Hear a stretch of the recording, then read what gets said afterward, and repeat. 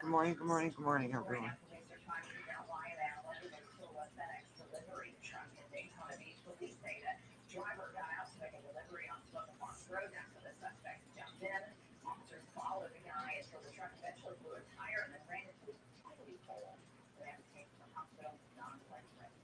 Oh,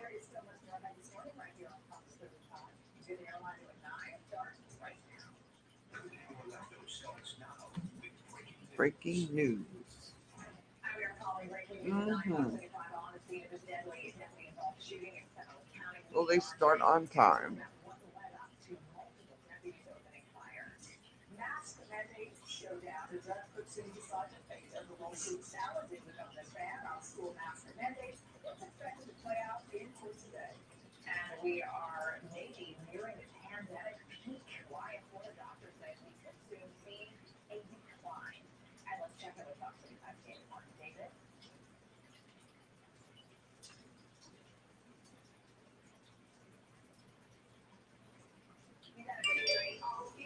Good morning, everyone.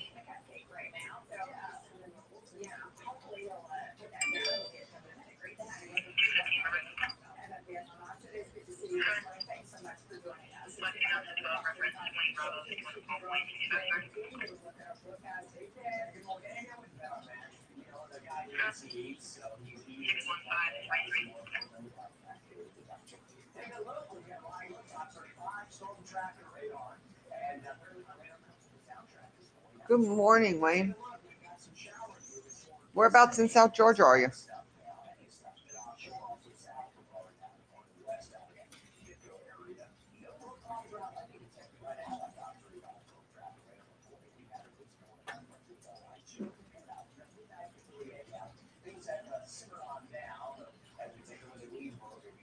Oh, okay. Oh, yeah.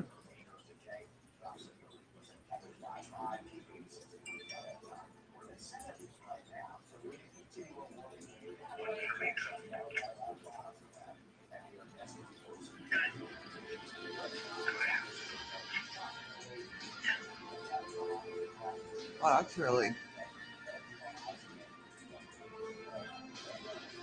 Why does it do that? It does. You don't overlay on the top. Hmm.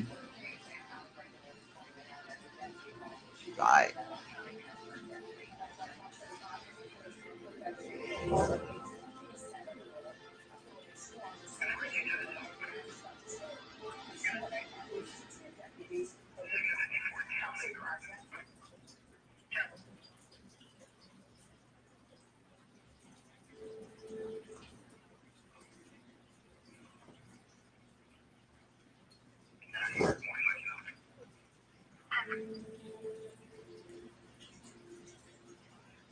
Wow.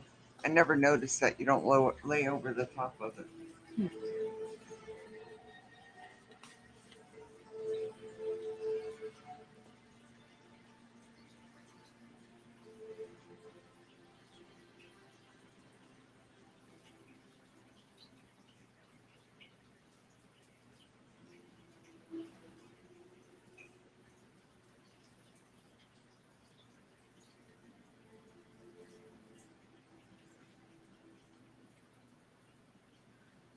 See if they gave a update.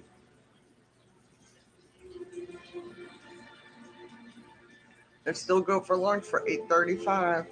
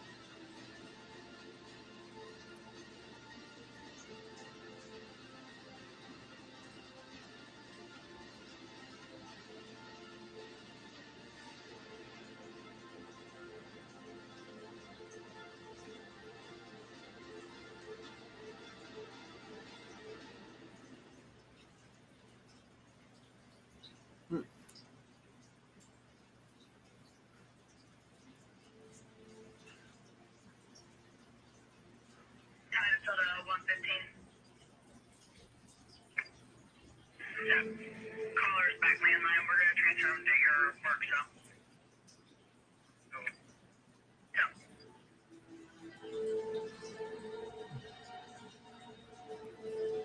Come on, Blue Origin. Where are you?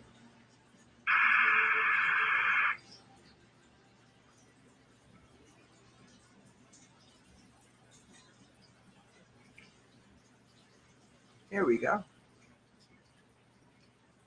And let me pop out of here.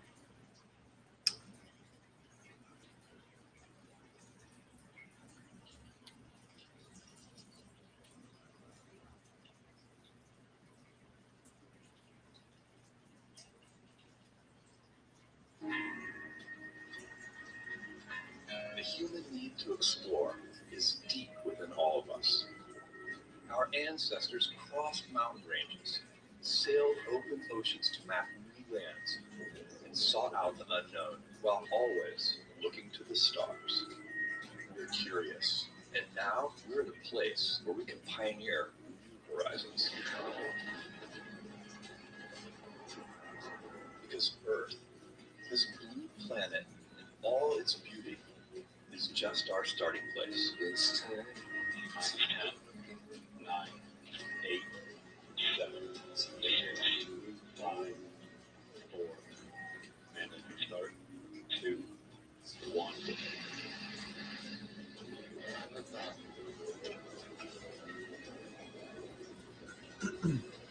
Oh, yeah, look at her go. 5,000 feet and climb.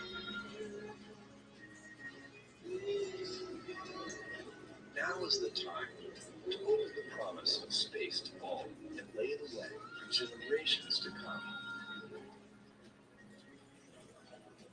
When our descendants look to the stars, perhaps from a rocky moon or colonies floating in open space, they'll remember this time.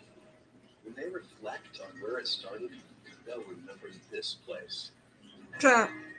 And when they honor those first explorers who said, "Let's go," this is Blue Moon. They'll remember these bold steps. We are of Blue origin.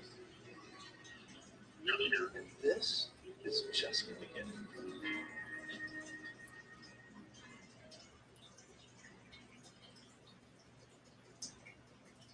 Hello, everyone, and welcome to today's live webcast of New Shepard's 17th flight to space and the program's 11th dedicated payload flight. I'm Jackie Cortez, part of our government relations team here at Blue Origin, based in Washington, D.C. I'm so happy to be joined by my co-host, Kaya Ehrlich, here at our company headquarters in Kent, Washington.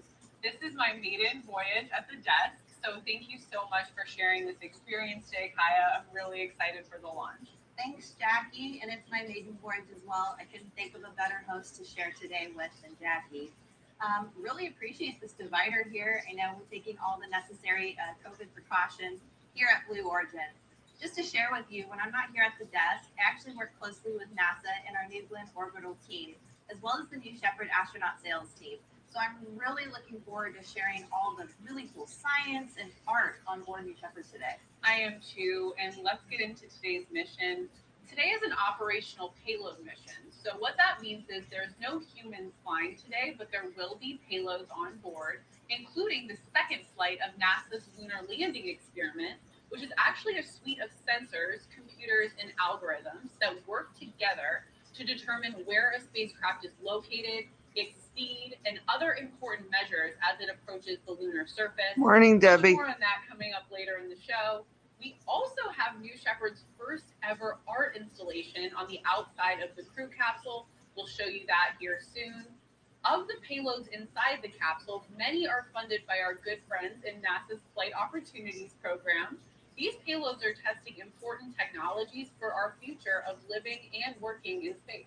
Yeah, and thank you so much to all of our customers and to NASA for flying on New Shepard today and for supporting this really important science.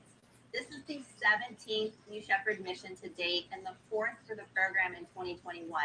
This vehicle is dedicated to flying scientific and research payloads, and it's the 8th flight for this particular vehicle. I mean, reusability is definitely at work here. And of course, our other New Shepard vehicle just had an incredibly exciting flight last month. Here they are. This is our first astronaut crew. They're just gotten into microgravity. They're coming out of their seats. They're starting to feel that weightlessness that I know, Jackie, you and I are so excited about experiencing. I just love watching this clip. I mean, it was such a historic day. It featured both the oldest and youngest people ever to fly to space.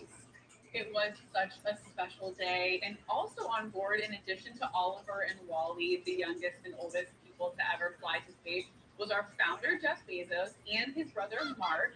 I can tell you, I have two brothers, and they keep asking me when they're getting their own trip to space. I told them they have to wait till after Kaya and I get a chance to go.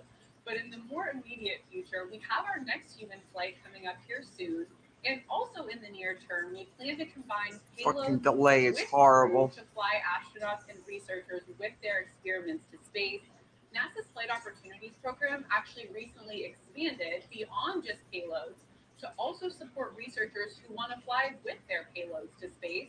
This is a really cool program called Human Tended. It's a huge next step for the research community. I've been really lucky to see firsthand how industry, NASA, and the research community work together to make this offering happen, and we're really looking forward to that. Absolutely. I'm really looking forward to that first human tended mission. But in the meantime, hey, we've got another human flight coming on New Shepard really soon. So our astronaut manifest is filling up pretty fast. And let me tell you, we've been so humbled by all of the inquiries coming in from our astronaut email as well as our website. You know that we're actually at nearly $100 million in seat sales and just blown away by all of the interest. I've been super fortunate. I've been on the receiving end of many of your emails, and I've been really touched by the stories that have been shared across the world. It's really a childhood dream to travel to space, and I can't wait to help those dreams come true here at Blue. So if you're interested in purchasing a ticket to space, please visit our website. It's blueorigin.com. You click on the link, fly to space, and then once you're there, fill out a little bit of information, tell us about yourself. Can't wait to read those. And then that's really your first step on your journey to space. I love that you can click a link to sign up for a seat to go to space, just casual. And the demand for seats has truly been stunning, and there's clearly a growing market for both people and payloads to fly on New Shepard, which brings us back to today's launch. A number of the payloads are actually making their planned second or third trips to space on New Shepard today, and reusable vehicles like New Shepard are allowing for this rapid iteration, and we know the scientists and researchers really love that. One of the primary payloads on today's mission is NASA's Lunar Landing Experiment.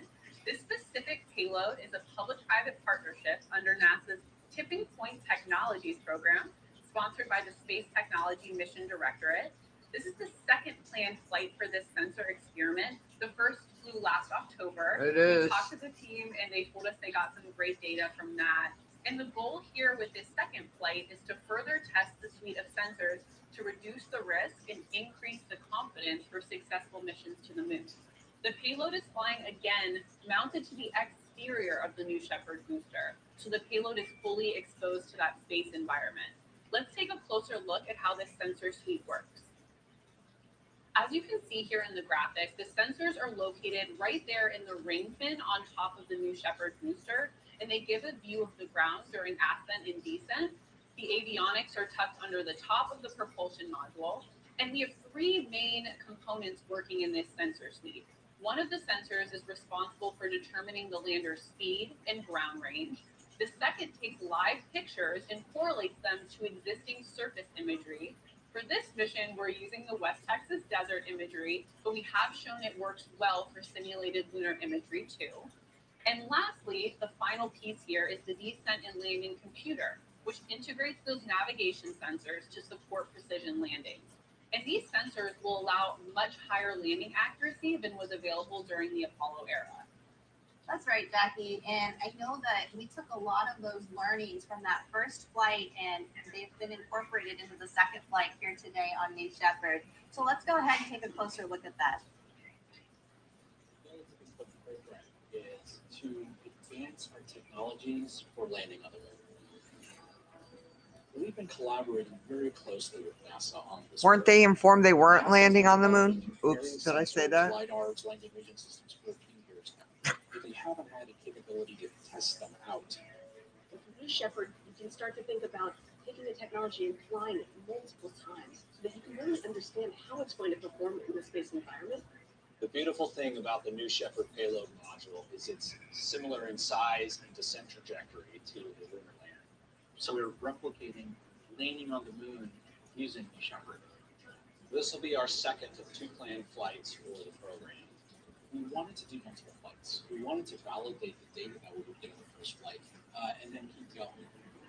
In the first flight, we were able to confirm the ability for the Flying shock, dildo. random vibration, Launch. pressure, and thermal gradients. We were able to confirm the algorithms were working correctly. And lastly, we learned critical And it information lands. about LiDAR sensors.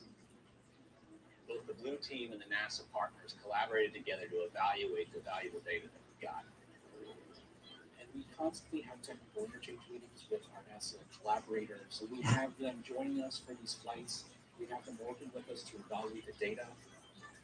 And then we placed it on data.nasa.gov for the community of space developers who want to use NASA sensors. So the data we gathered from the second flight will first be compared to the previous flight to help us gain further confidence and verify the accuracy of the sensors. From there, it's going to inform decisions we make on future investments in this technology, as well as define mission profiles for landing operations.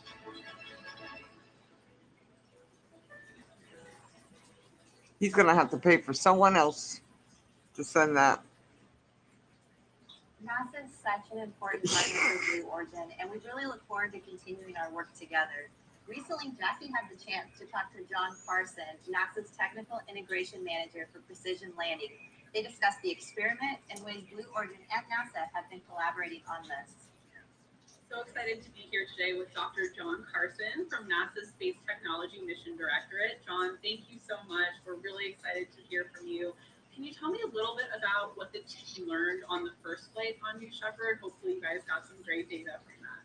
Yeah, we got a really phenomenal data. I'll just speak kind of in general. It was part of an iterative cycle in technology development. So the first flight is a part of that cycle. We went and tested a capability that has been in development for a long time. We learned a lot about how some of the sensors performed in the environments that were provided by New Shepard, the dynamic and the other environmental environments. We learned how they operated together within the integrated splice system. We took all that information back, made tweaks to not only the software, but also to some of the sensing hardware to help it be more robust and resilient during the flight campaign that we'll embark on in the second flight. So it's been very valuable data, and we actually posted some of the data on data.nasa.gov for broader, availability to the community, and we've gotten great independent assessments of that data and great feedback that the team is looking at as well. So we got phenomenal data from the first flight, and we're learning from it. We've improved things as we embark on the second flight. It seems like sort of reusable solutional capabilities and the development of them has been really useful for specifically testing these kind of technologies here on Earth before they're used in space. Yeah, they're actually a game changer. Before suborbital testing capabilities were available to the community, the first time we did the types of the integrated system level descent and landing testing was on the actual mission, entry, descent, and landing, which you could just imagine that those can be billion-dollar class missions that have risky entry, descent, and landing. So the advent of suborbital vehicles enables us to combine systems together and go and test it with relevant conditions and ultimately retire the risk as we mature the technologies that are going to be infused in spaceflight. We love Tipping Point and love working with STMD. I think the public-private partnerships there have just really carried critical technologies like these further. Yeah, a little. I was up late. Brought on to Tipping Point and other mechanisms has been great for the NASA technology advancement as well, because because we can integrate it as part of our overall technology development and fusion strategy. And so it becomes a key part of how we're trying to mature capabilities for exploration. Well, we're so honored to be flying this critical technology again. So excited to be working with you and the team again. John, thank you so much for being with us today. Really looking forward to this flight. Absolutely, it was my pleasure. It's so much fun talking with John, and I loved hearing about the great data and lessons learned they got from that first launch that they're applying here. And I know they're going to get even better data today because of that iterative process. So really excited. With that, we're coming up on just under T-minus 15 minutes until launch here. So Kaya, let's talk about what else is flying today. Jackie, I know you love this program name. So we have the Oscar payload flying today. Again, actually on New Shepard, and it's an experiment led by researcher Annie Meyer. It was funded by the NASA Flight Opportunities Program, and the experiment is further proving out how to transform common spaceflight waste products into useful resources like water and propellant. So here's a closer look. One-year mission of Crew 4 would produce around 2,500 kilograms of trash. I'm Annie Meyer, and I'm turning trash into usable resources. We're taking that trash and converting it into gases that we can use for either venting off a spacecraft or using it for fuels. So I'm standing in front of what's called Oscar. It not only produces these gases, but it's reducing the trash volume. No one likes to sit in a room surrounded by their trash, and neither do astronauts. And so the things we're studying for converting trash into gases has to be safe for the crew, and therefore safe for use on the planet. My grandfather was actually a sanitation worker in the Bronx, and so growing up, I was very aware of Let's fix that bra while we're waiting. Wonder what the cameraman was watching. From composting, trying to live as zero waste as you can, and show others that if I can do this, you can do it too. Hey, Jason. Oscar is some really useful science. Did you guys catch that? I love the name. I actually got to see the first flight of Oscar down in West Texas back in December 2019. Really excited they're back today. Also on board, we have Iron Soil, which aims to understand how space impacts the composition of soil to inform future agricultural products. Just another amazing example of how the science. Look how the cups, they haven't moved. Has anyone noticed no one's drank out of those cups? They're still in the same position as they were. Payloads really seem to hint at what a future of living and working in space could one day look like. So best of luck to everyone. A huge thank you to our Blue Origin team who's been working hard preparing New Shepard for her flight today. Yes, thank you Team Blue, thank you NASA, and thank you to all of our customers for flying such important and relevant science on New Shepard today. And while we're on the topic of payloads, we wanted to tell you about a new They probably are. called the NASA Tech Rise. They have to return the cups. Now accepting Oh, but they didn't have to return the $10,000 they got when they ran. To design, Who went to SpaceX? Launch experiments on suborbital rockets or high altitude balloons. Winners of this competition will receive $1,500. I bet he don't do that again without stipulations. And they'll also receive an assigned spot to test it out on a NASA-sponsored suborbital flight. Blue Origin is, of course, proud and honored to be one of these flight providers, and we hope all the students and educators watching today will apply. Please do. You can do so by going to visit futureengineers.org/NASA Tech Rise. Yes, please do apply, and please help spread the word about this inspiring initiative to all students and educators in your world. This is directly helping students gain firsthand experience with the design and testing process. I wonder if they're going to put up an employment one too. Payloads on board New Shepard today. That's right. And they need lead engineers. Space workforce. It's hard to think of a more worthwhile cause there. And at this point, we're just under T-minus 11 minutes until launch here. Let's turn our attention to Launch Site 1, which is home to all 16 of our previous New Shepard launches, with today being number 17. Launch Site 1 has really evolved into much more than just a launch site. It's an important test bed for our lunar program as well. That's right. I mean, there's been several really interesting activities happening down at West Texas that are all about the moon. In addition to today's lunar landing experiment from NASA, We've also developed a lunar field to test hazard sensors hosted on platforms such as helicopters or drones. And it was originally developed with NASA JPL to test the hazard LiDAR and is now available for any kind of hazard sensor testing at Blue Origin. If you take a look below, I mean, it really looks like the surface of the moon. You've got craters and rocks and hills and divots all over the surface there. And if you've been down to West Texas, that really feels like moon dust. I was wondering if that was a valley girl. So it's a great testing field. We really look forward to having that LiDAR testing down there and all the learnings that come out of this hazard field in the future.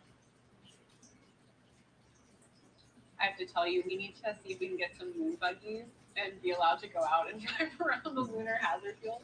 We'll ask the engineers if that's For possible. sure. Very cool to be bringing the moon. Totally. And turning back to today's flight is one of my favorite payloads ever to fly on New Shepard, and it's actually the one flying on top of the crew capsule, right on the main parachute covers. It's a work of art commissioned by Uplift Aerospace for its There's Uplift art going to be on it. The program's purpose is to inspire new ideas and generate dialogue by making space feel more accessible and connected directly to the human experience. Okay, I love this story. The series of 3 portraits is painted by a world-renowned artist from Ghana, Amawako Bawako. They depict the artist, his friend's mother, and the artist's own mother.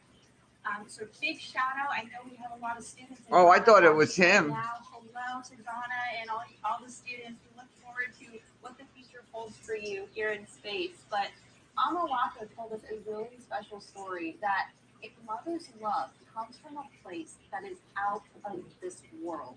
So, I mean, how appropriate is it that his art is literally flying to space today? It's so special, and you just saw Amawako's art perched on the main parachute panels on New Shepard. There you see it in this B-roll. And I have to say, space is, of course, about pushing the limits of science and technology, but it's also about the human experience. And you do feel that when you see something like Amawako's art for the first time and hear his story. I know my mom is probably wondering what I've done for her lately when Amawako's mom is going to space, which is very cool. And today's flight is truly the epitome of space. Well, they thought they were getting the lunar mission, which they didn't.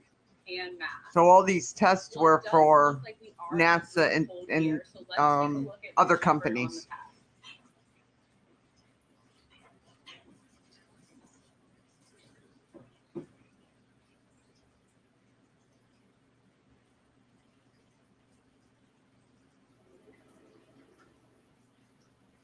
Venting.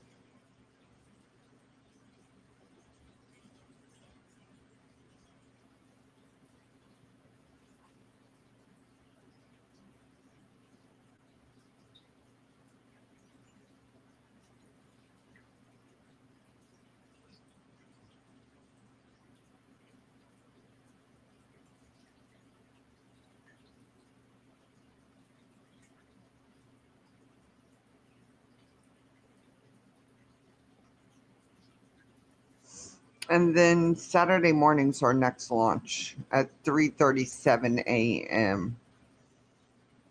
I will probably be down on the river about 3 a.m.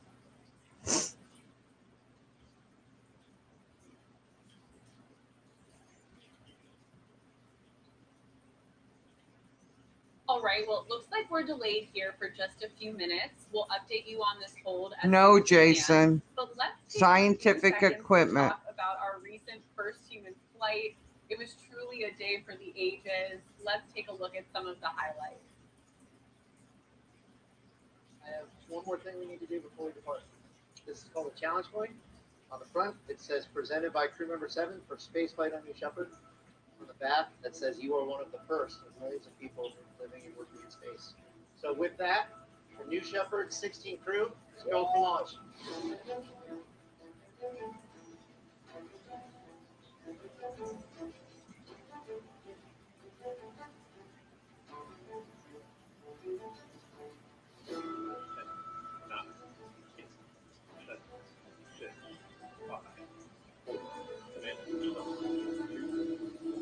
It's all NASA stuff.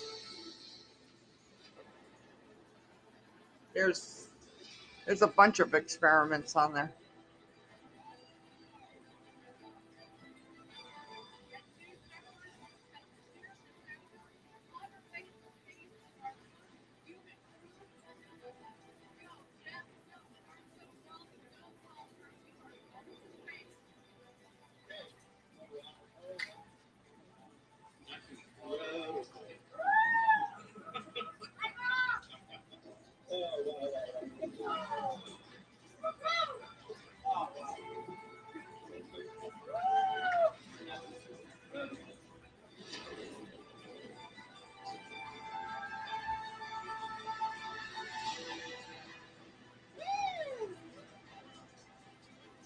University of Florida has biological imaging in support of suborbital science. Southwest Research Institute Liquid Acquisition Device Lab 3. NASA Kennedy Space Center, the Orbital Cygnus Commodity Augmentation Reactor, Oscar.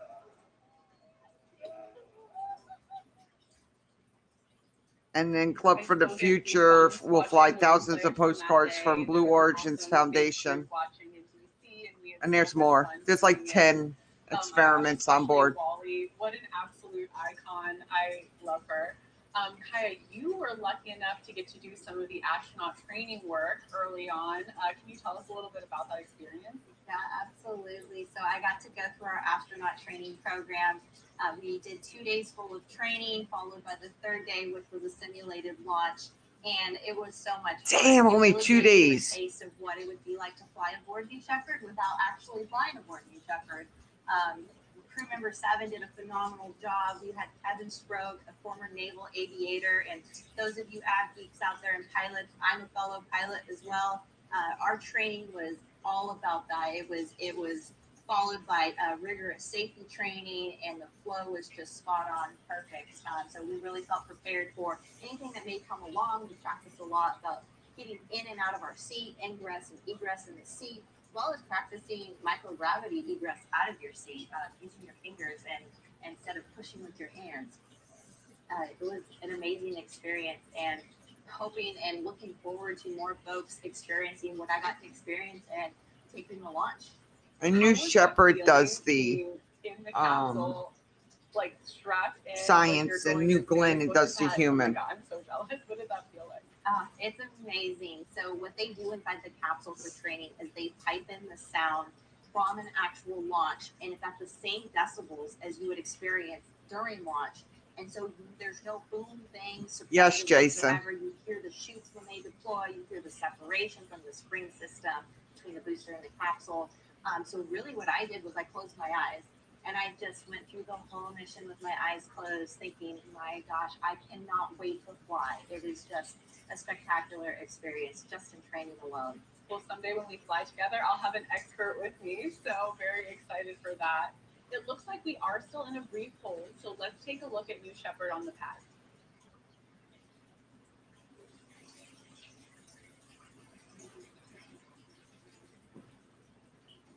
Did New Shepard fly last time? No, New Glenn is flown. Maybe it hasn't. New Glenn is the one going to the moon, right? Yeah, New Glenn will be the one going to the moon.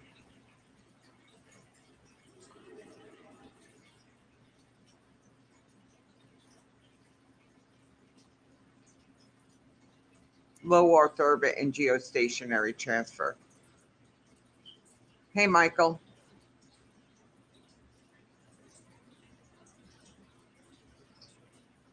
You too, Michael.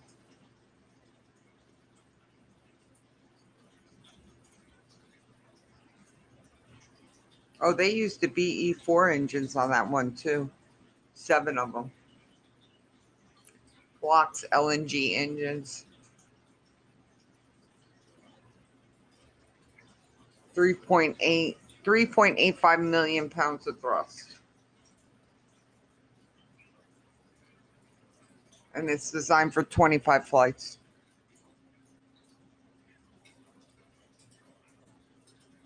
Jason, no. It goes to suborbital. It's like a 9-minute flight. That's it.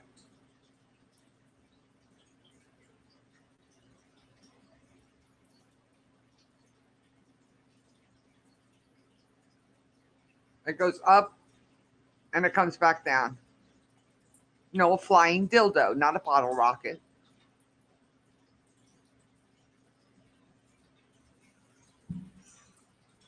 Bottle rockets go higher. Oops.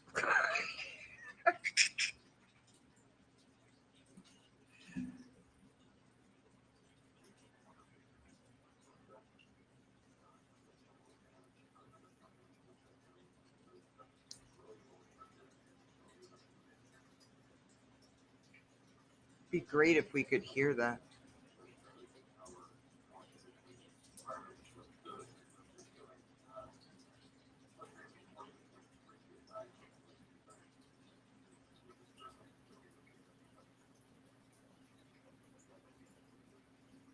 Sounds like the dedication.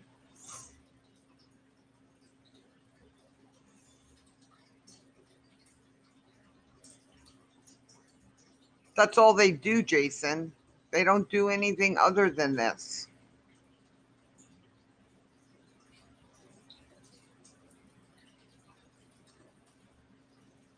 Well, we're going to be in a hold here just a little while longer, so it's the perfect time to talk about 10-minute hold. icon Wally Funk.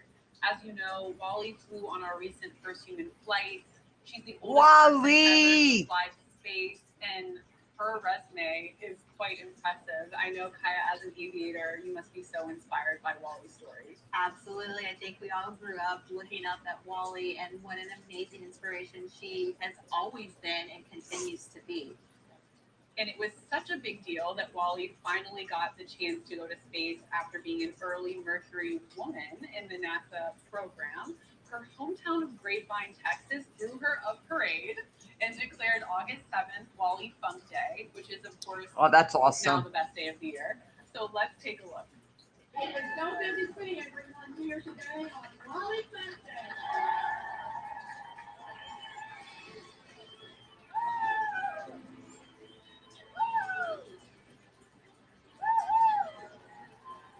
Yes.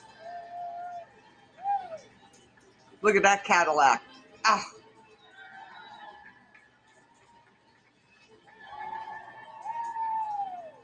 On behalf of Jeff, on behalf of Blue, thank you for being part of our family and our first astronaut. This was the most fabulous day of my life. It was going up with Blue Origin.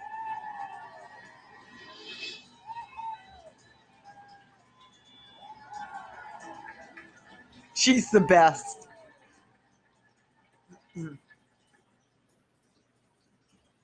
Wally Funk, truly a national treasure, and I can't get over how many young people, especially young women, must have been inspired by Wally's flights. Yeah, I mean, who doesn't love Wally? She's the greatest. All the little girls watching and the young kids, what an inspiration that this woman's journey has been throughout her life, really. She is a national treasure. They coined it. Space. She had to wait till she was 82 years old to fly, but I think Yes, the biggest takeaway 82. from this is you're never too old to live out your dreams, and so dream big and make it happen. It's never too late. Couldn't agree more. And we are still in a brief hold here, so let's check in again on New Shepard at the pad. Oh, the hold just went up. It was 10 minutes. Now it's up to 13. Come on.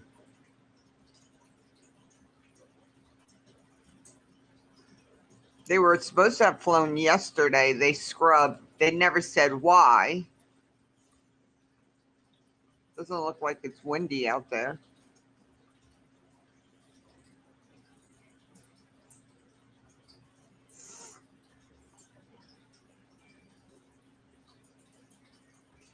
You'd think they'd be showing the artwork more from like a camera on top.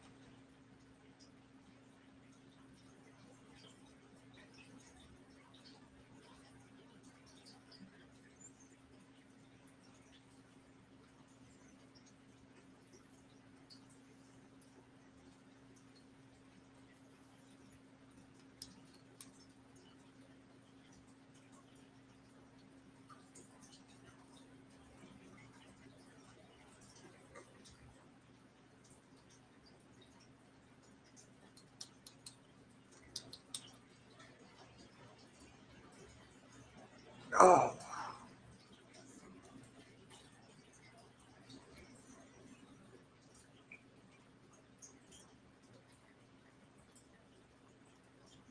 Good morning, Virginia. How are you?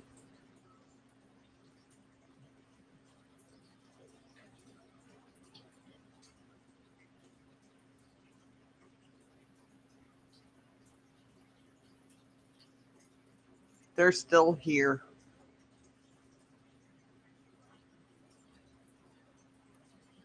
Hopefully the part comes in today and their truck will be on the road tomorrow.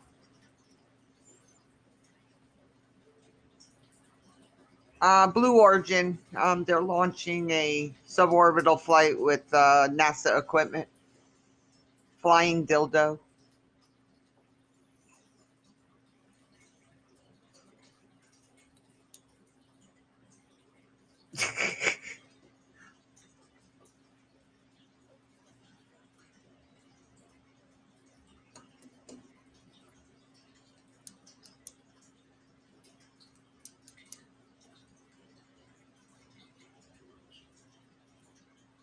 That whole time just went up to 15 minutes. Didn't anyone see that jump?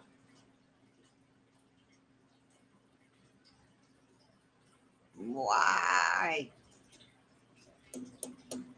Yeah, just jumped up to. It's going. Oh, wait, it is counting up. So we've been in hold for 16 minutes. How long is their hold time? Usually there's a planned hold to 10 or 20 minutes. They didn't say.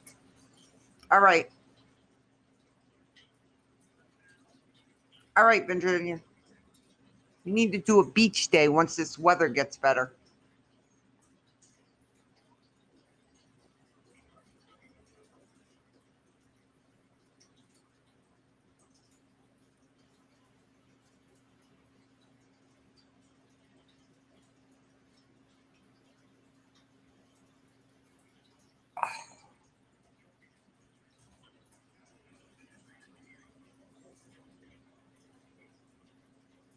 Yeah. We'll have to see. It may change. It's sunny out here finally.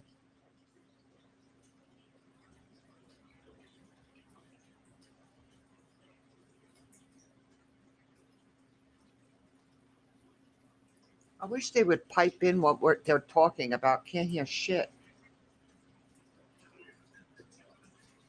Can hear them talking.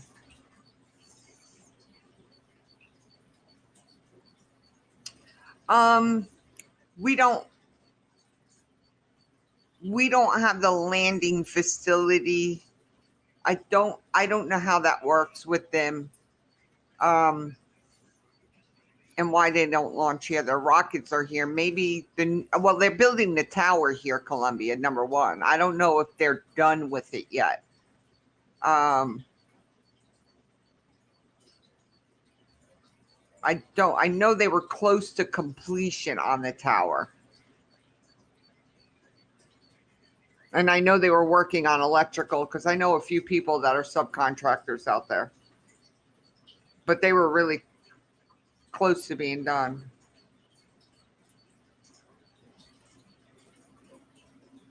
And they're going to land on a ship just like, Cape Carnival, not Cape Canaveral. Oh, yeah, right. Well, it's not like anyone's going to be allowed on property to watch it. I think I wouldn't doubt if that has a lot to do with it.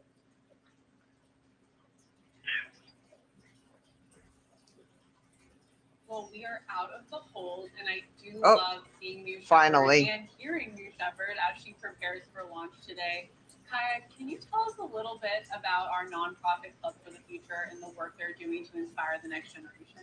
Absolutely. So sharing the crew capsule with the science payloads today are thousands of postcards from students around the world flying on behalf of Club for the Future. We dedicate space on every flight to fly postcards, and it's a core initiative of our foundation. It's one of the most tangible ways that we can make space feel accessible to students of all ages. That's right. And some of the postcards flying today actually came from students in our very own backyard in Van Horn, Texas. Club for the Future recently partnered with Van Horn to build. Well, NASA has experiments on there. Space. So the technology may be used on SpaceX's rocket or Artemis. Send them to space and then return them to the center. This has been really an unprecedented collaboration between Club for the Future, Van Horn High School, and Blue Origin. It is an immense project that's been taken on by 7 juniors and seniors of Van Horn High School who've decided that they have an interest in welding. They have worked very hard from design all the way up through manufacturing. Well, we first started off with cardboard tinboard. After a few weeks of planning and designing, we eventually got to the shop. Good morning, Debbie. We took the rocket kind of design, put some legs on it, and we're going to make them look like fins. We've had a huge number of new employees who cycled through here to help us out in really substantial ways. It would not have been possible without the support of a large number of Blue Origin folks. It is really great what Club for the Future is doing, that they're even giving us this opportunity to do things like this, coming every week and providing supplies, paint, metal. I learned how to use the torch, I learned how to weld better. I learned a little bit more about the process in designing and mocking up a prototype. I truly hope that the students fully recognize how substantial their postbox is going to be as a landmark in Van Horn. I'd like to invite the students to be the very first to use our postbox. Woohoo! And hopefully will be an inspiration to all of the students who come through the school.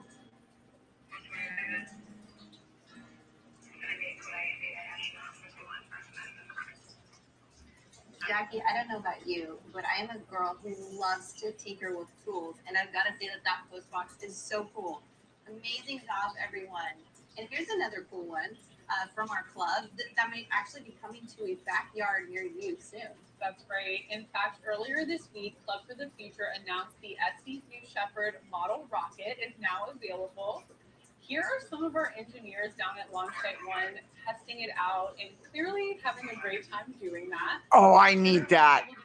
I can launch dildos live. The model has been designed and manufactured by SC's rockets, and just like the real new Shepard, it's fully reusable and follows a similar flight profile to what you'll see here today. The capsule even separates from the booster near apogee and floats back to Earth under parachute for a gentle touchdown in your backyard. Oh, I wonder what size engines they use. I love it. I mean, to be a kid in this day and age, and even an educator, is amazing. My dad is a retired public school teacher, and STEAM resources were just so limited when he was in the classroom. I think he's a little jealous of what's available these days. I know I am. Kids are getting to launch their own missions.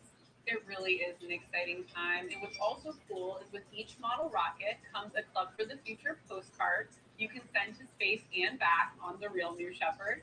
And of course, they're shipping in time for the holiday season. So go check it out at the Blue Origin shop. I can't wait to get mine. And I know Club is very busy, so there's another initiative Club is involved with that's about to roll out with several leading STEM education partners, right, Kaya? Yeah, that's right, Jackie. One program that's about to launch is called Project Llanos. Thanks to a one-year grant from the National Office of STEM Education, C6-3 or C65 engine, capable of reaching 400 feet. $70 fucking dollars. $70. Club for the Future have been working together to create a series of immersive classroom-based experiences. But you don't even get to build it. To become explorers of space themselves. Yes, and if Club isn't already doing enough, I have to mention that the team is also starting to work with each of the 19 nonprofits that were recently selected. And it don't come with a launch pad. $1 million grant from Club to expand their STEM programs, create new ones, all for the mission of inspiring that next generation to invent the future of life in space. Keep an eye on this and all of the initiatives from Club. The minutes are ticking down here to New Shepard's 17th flight. Kaya, can you take us through today's flight profile? Let's do it. So the rocket is sitting on the pad right now, full of capsules, or full of payloads that are sitting inside the capsule. As soon as the rocket lifts off, It'll hit about 75 kilometers where that spring-loaded system will separate the capsule from the booster. The capsule will continue up over the Kármán line, which is 100 kilometers up. And the booster is actually more aerodynamic than the capsule, so it's going to come down faster than the capsule. Yeah. And right before it lands, it's going to reignite the BE3 engine and come down for a nice soft landing on the pad.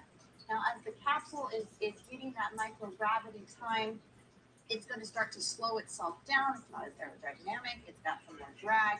It's going to send up some drogue chutes, and then that's going to slow the capsule down. And then 3 big, beautiful chutes will appear where the capsule glides down slowly to the ground with a thruster system that will then give that nice cushiony landing. Now, the most important part is after that booster's coming down, it's got the LiDAR sensors on it, and it's really simulating a lunar landing. And so they're getting a lot of information as the booster comes down. It's really when those sensors get to go to work. So can't wait to see after. See, we don't have the space for the capsule here. Off of those sensors. Me too, and I'm so excited to see that flight profile live in action here shortly. And it doesn't go in Shepard water. Operational It's payload land. mission, New Shepard 17 with NASA's lunar landing sensors, so much from Club for the Future, and a number of other really critical science and research. Well, it is nearly showtime here. We're getting ready to hand it over to New Shepard as she starts to come alive for launch. New Shepard is fully autonomous, so in a couple seconds here, the rocket is going to go through a series of final subsystem checks. Let's wait for that and look, but also listen. Show them engines. Do the boogie.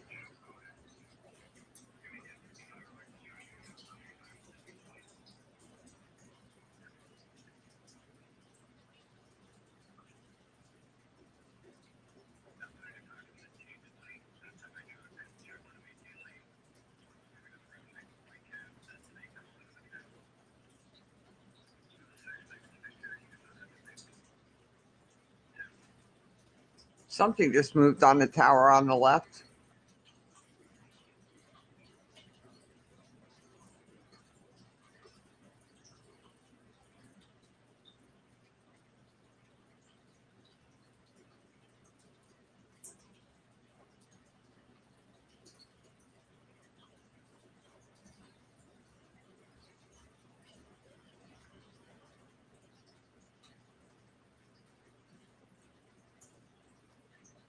There you see those aft fin checks, the fins at the base of the booster that help direct the vehicle on ascent and descent.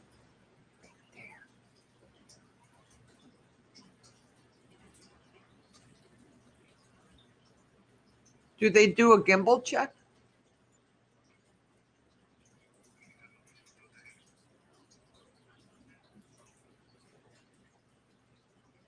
Yep, there they go. We have just entered a brief hold, Oh. Gimbal check. but there you can also see that BE3 engine nozzle gimbling at the bottom of your screen. That BE3 is moving to help maneuver the rocket and ensure a free range of motion. At this point, we're also pressurizing our tanks, so we're keeping an eye on pressure and temperature in those propellant tanks. Both will, of course, need to stay in Gonna the range refill zone while for we're today's in mission. hold.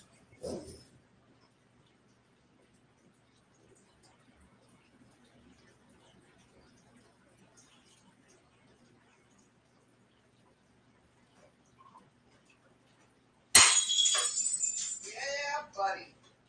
Who the fuck talking out there?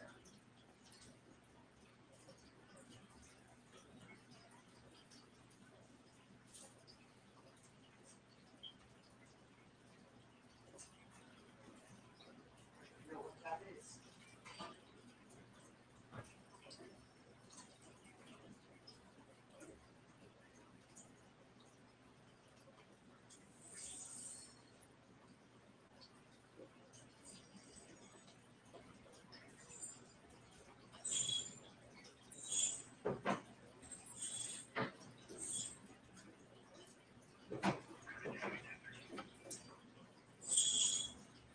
If you're just joining us, we are in a brief hold here, but we are at T-minus 1 minute and 15 seconds until New Shepard's 17th mission to space. I love looking through those windows and seeing all the science and research inside.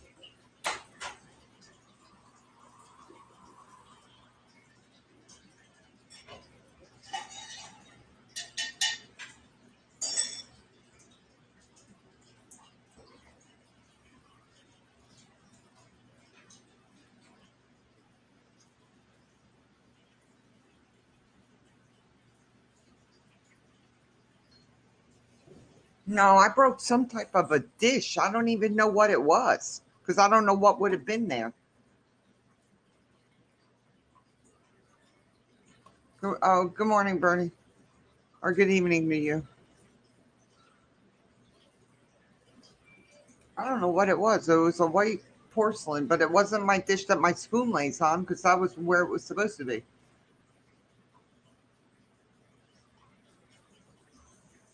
Oh, well. Hopefully it wasn't Nicole's.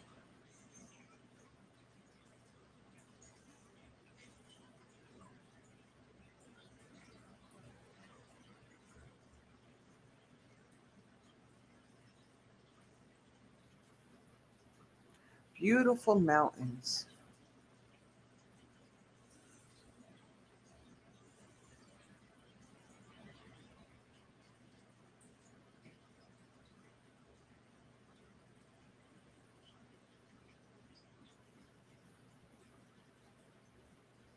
See all these scientific equipment inside. There are no seats in there.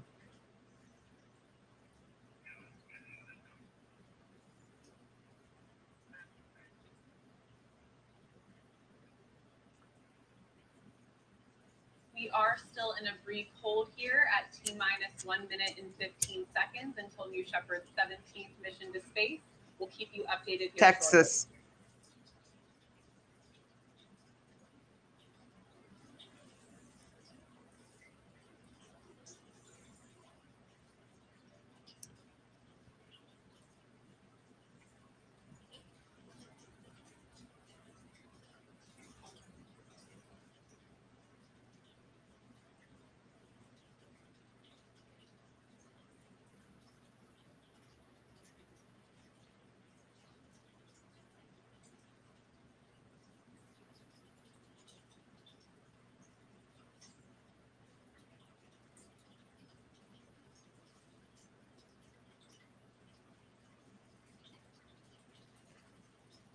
Thanks, Debbie. Appreciate you.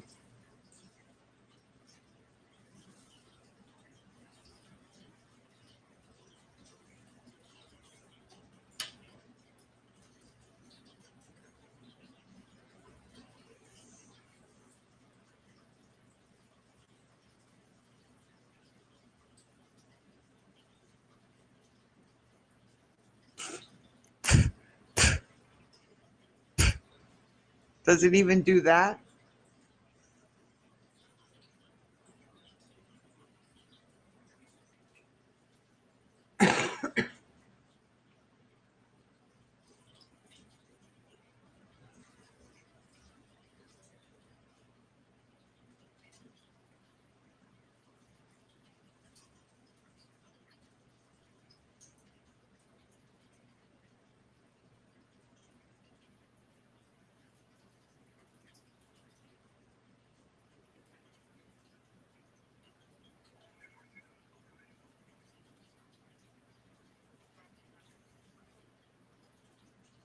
Wow, Walter. 9 millimeter. That's a Glen gun. The gun Glenn wanted. Of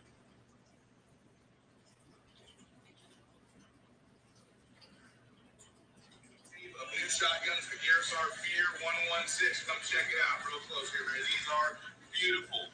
Battle-worn red, adjustable cheek rest, flip-up sights, comes with 2 5-round magazines and connection attached to the rail system and uses the grip, and it has the chokes as well.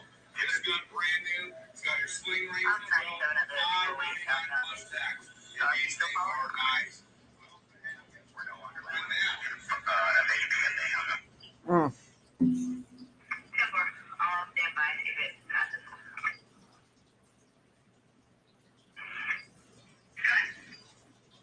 Yep.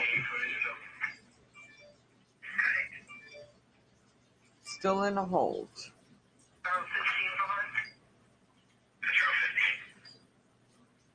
Yeah, shingles hurts like a motherfucker.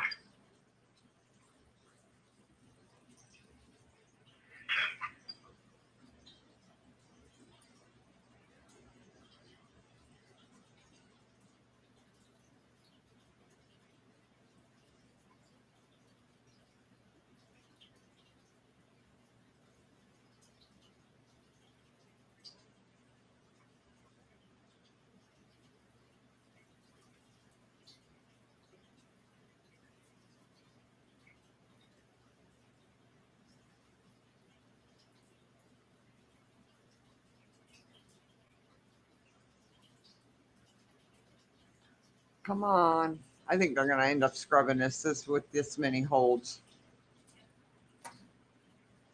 And it didn't go up yesterday. There was an issue, but they don't tell you anything.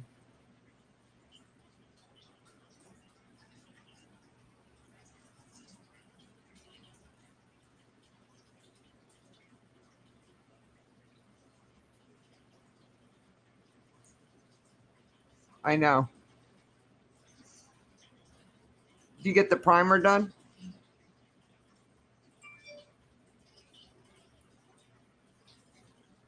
The team is currently dealing with a payload readiness issue. We just spoke with Mission Control. We're in a continued hold at T-minus 1 minute and 15 seconds here at New Shepard's 17th flight to space.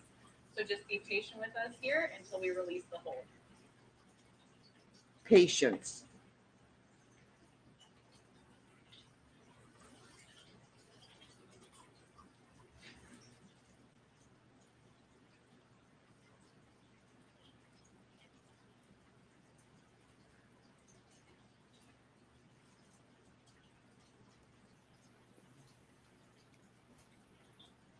Come on, do the redundancy. Oh, you probably don't do them.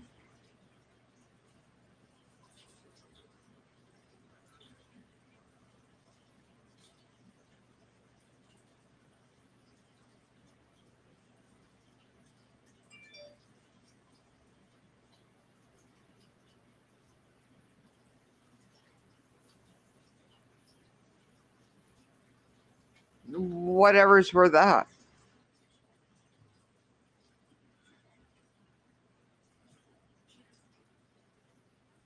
Ah.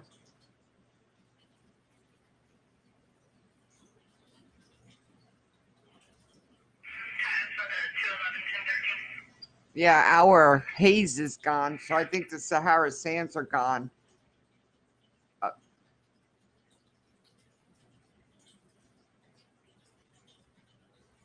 Did you sand too much?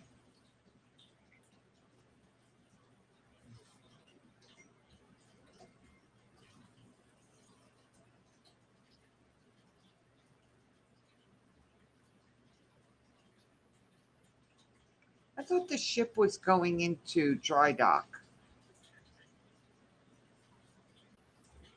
They are.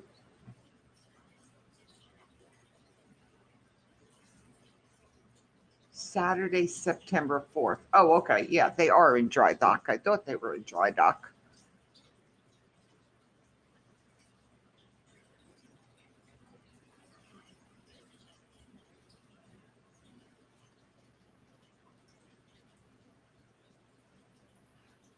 If they leave out tomorrow, Jesse's off Sunday and Monday. Maybe we'll end up doing something or going somewhere. Thank you all for joining us today. I want to paint the dildo. As you can see, we have reset It the does clock look like for a 10 big minutes penis. as the team works to address the payload issue, but we are still in a hold, so we'll check back with you soon.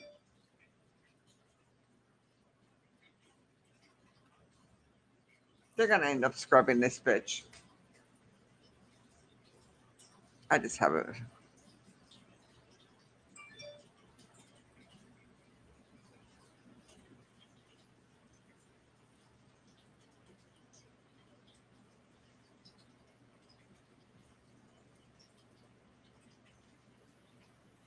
Pink feathers. I think it needs to be magenta pink.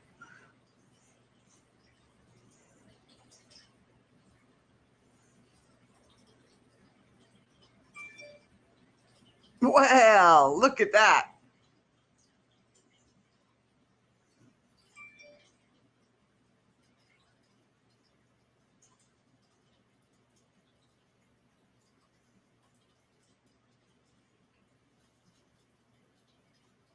It needs to be more electrifying. See, it's plugged in right now. It's charging up. No batteries needed. Orange and blue flowers. Come on, Debbie.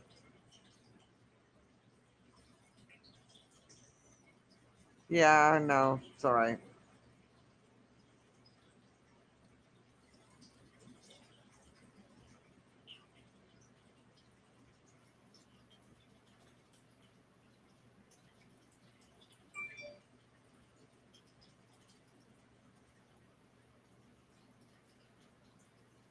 I know, right, Bernie?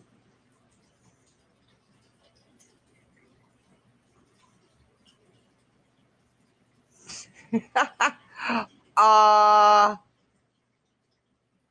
now the countdown clock went back up to 10 minutes. So they just reset the rocket. They just did a whole reset.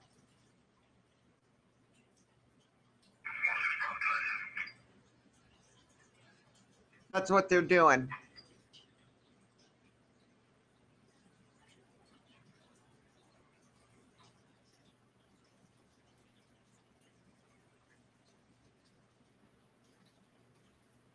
Mm-mm-mm-mm-mm.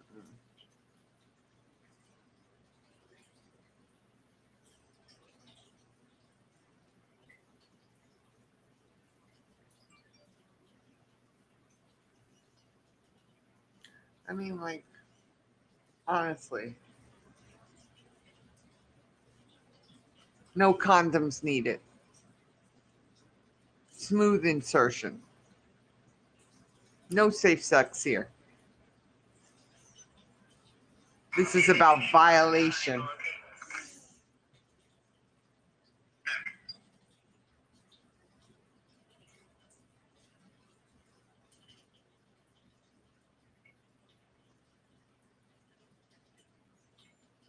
Maximum allowed personnel, 8.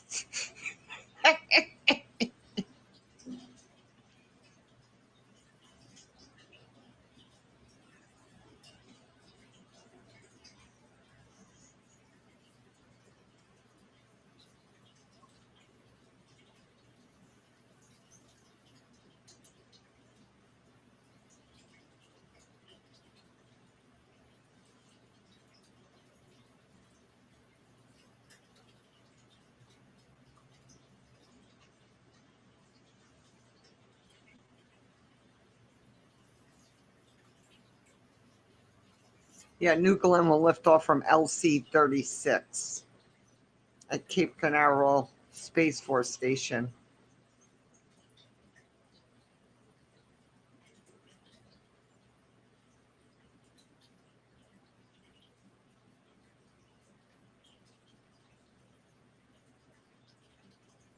It pops its top.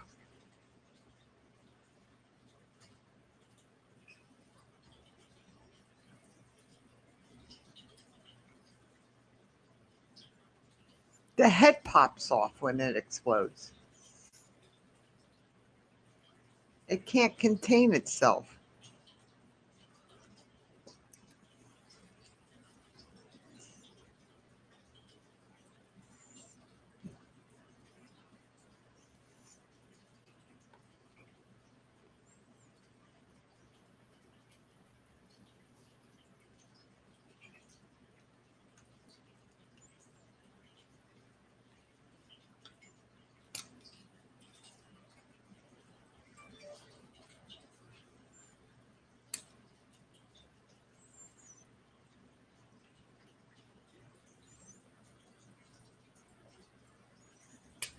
Pre-ejaculation.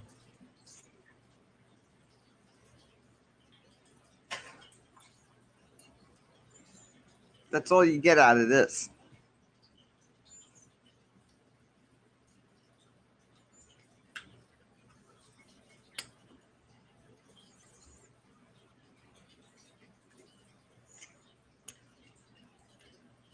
Hey, Columbia, since you weren't on last night, I was checking my email. Someone tried hitting my debit card like 6 times for Lyft. They didn't get very far with me having 36 cents in my account.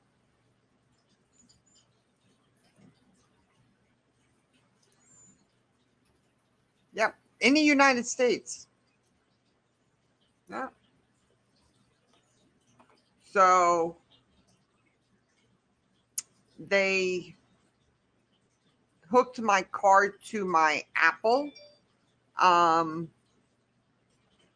and I can at least use my phone now until my new card comes. It's not like I have any money in there right now, but I do usually put deposits in there.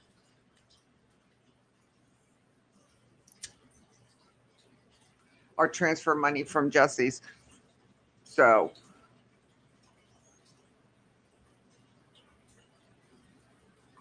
I wish they would. Would be nice. But literally, thank God I didn't have no money in there. I really thank God. My last thing just came out of my one of my prepayments I had just had come out of there. It's just an inconvenience for my bills that I pay and stuff, because that card's set up. So now I got to go and change them all.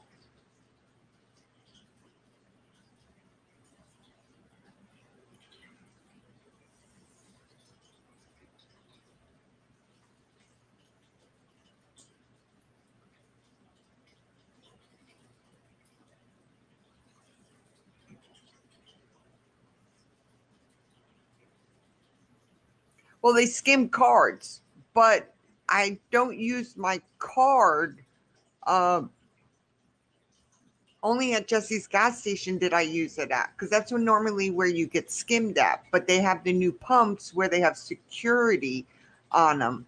So if someone tampers with the pumps, you can't use them.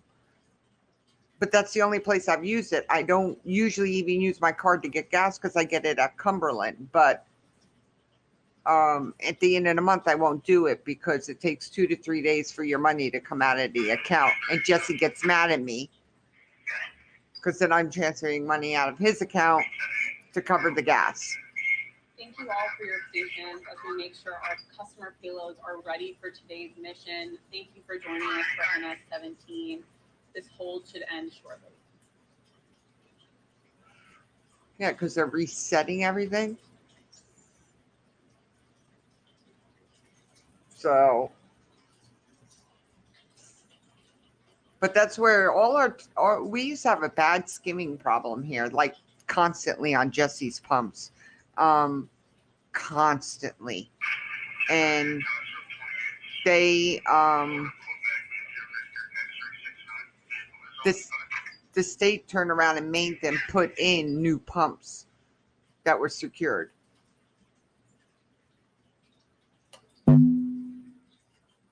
So, but I have an app that I can see. I'm going to check his pumps. They've been beeping.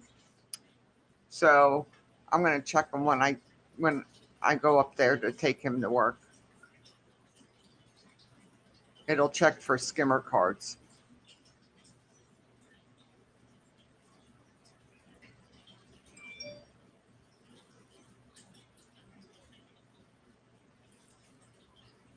And what I need to do is just use my phone if I get gas at his store.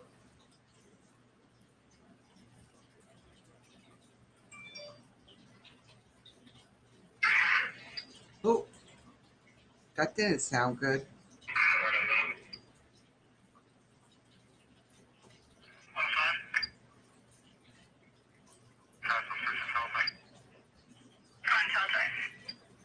At least 3 U.S. troops hurt in Kabul airport. Suicide bombing. Explosion reported outside Kabul airport. Casualties unclear.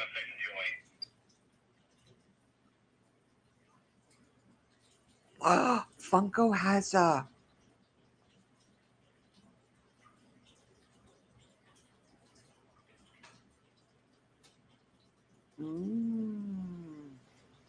They don't have the year on them. Don't want it. All the Christmas stuff is coming out for Funko. But I haven't seen the Stitch for... Oh, no.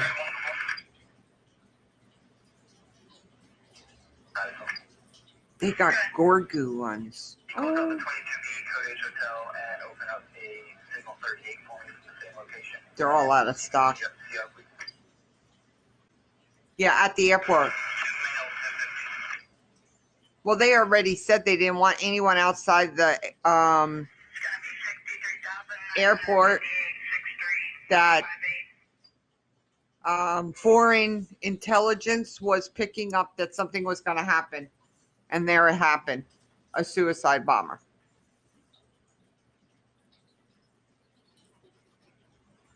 Please stand by as we await payload readiness for launch.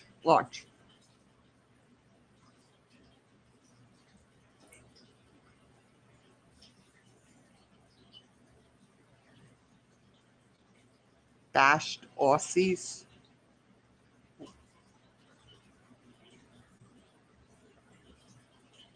I don't want to wait. You need to launch the fucking shit.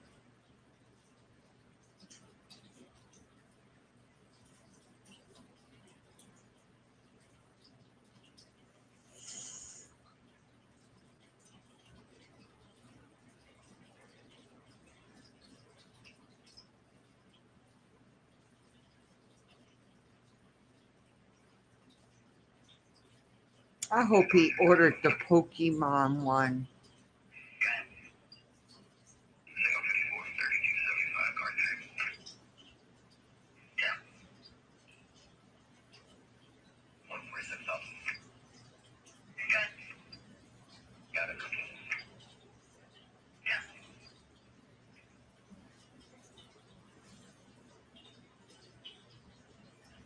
Oh, I hope he ordered it. It's not available. I really hope he ordered that.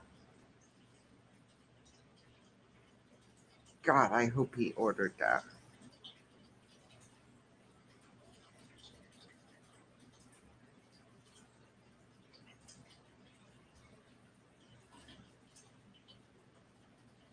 Oh, they do have a Christmas Stitch.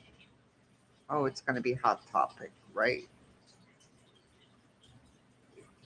And I bet it's sold out.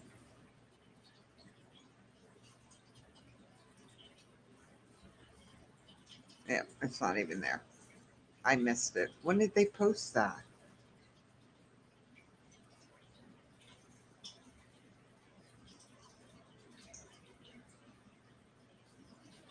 He offended everyone, especially England.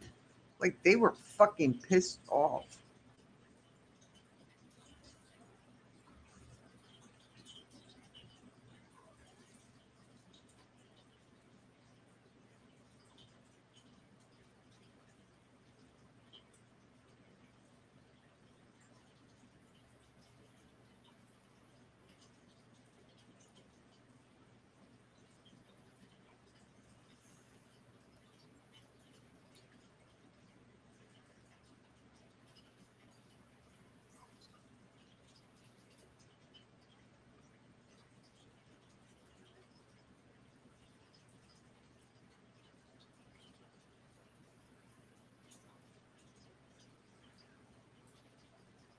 Yep. So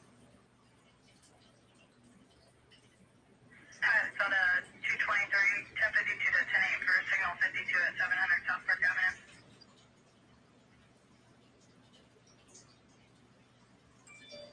In progress. We're not sure.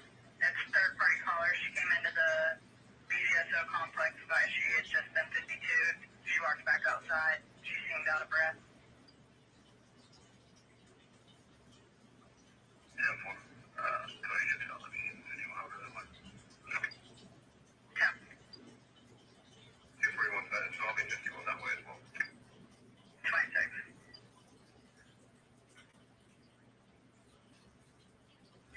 Just for 1043, the female victim should be a white female, white top with little flowers on it and light blue shorts.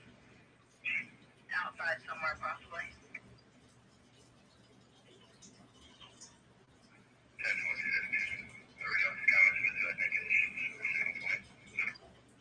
Oh. She has mental issues. Hot topic 2-pack.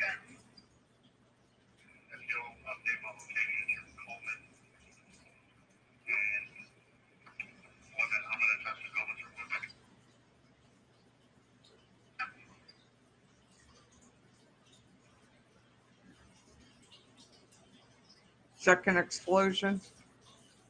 I need to hang on. I'm gonna. Oh, they already said there are. They said 3. Move, Peanut.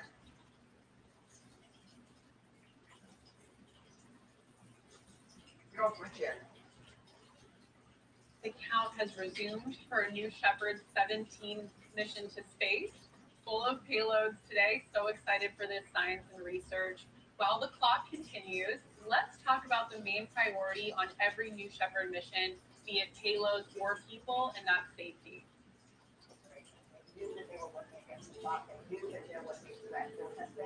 Human safety is fundamental to design, but especially to crew capsule.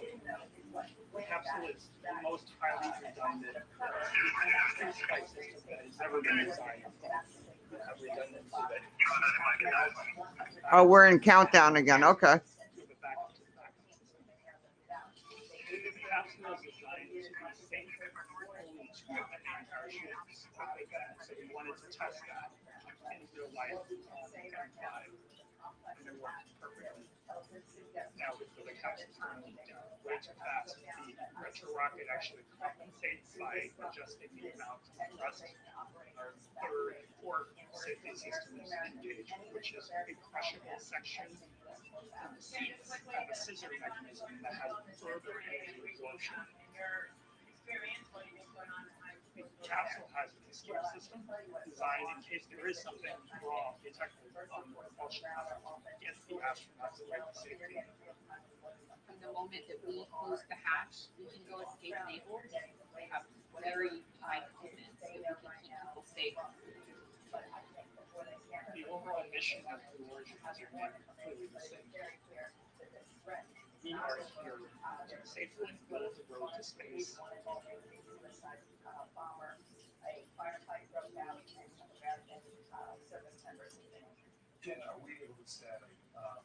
We're at just under T-minus 8 minutes here for New Shepard's 17th mission. You just saw that great video on the importance of safety. Kaya, I know as a pilot, safety is your #1 priority in the plane, so can you tell us a little bit about that from your experience?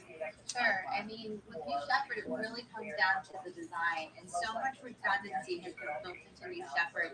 She's a fully autonomous vehicle, so folks. Does it need a yarmulke on top? Which is really nice, but it's all about the autonomy and the redundancy. And as Gary Lane mentioned in the video, he said there's a backup to the backup, and that's really what redundancy is all about.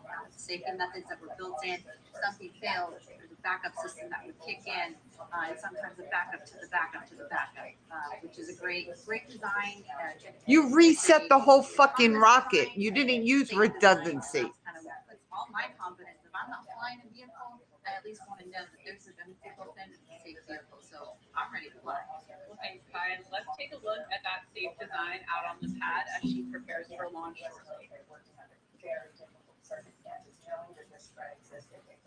a huge looking dildo. I think it's safe to assume that this causes the evacuation into its final phase.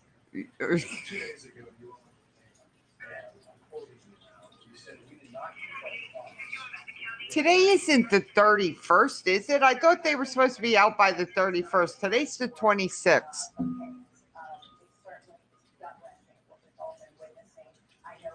They're going to get one of them motherfuckers in the airplane and blow the motherfucker up. That's what's going to happen.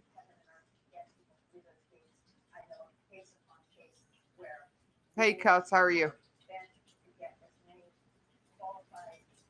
They all do come to a head right here. The flying dildo, yep.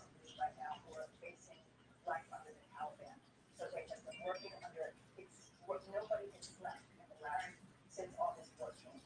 So what I would say is that the time for going back and looking at mistakes made, there are plenty of mistakes that have been made, and it has not just been under this administration.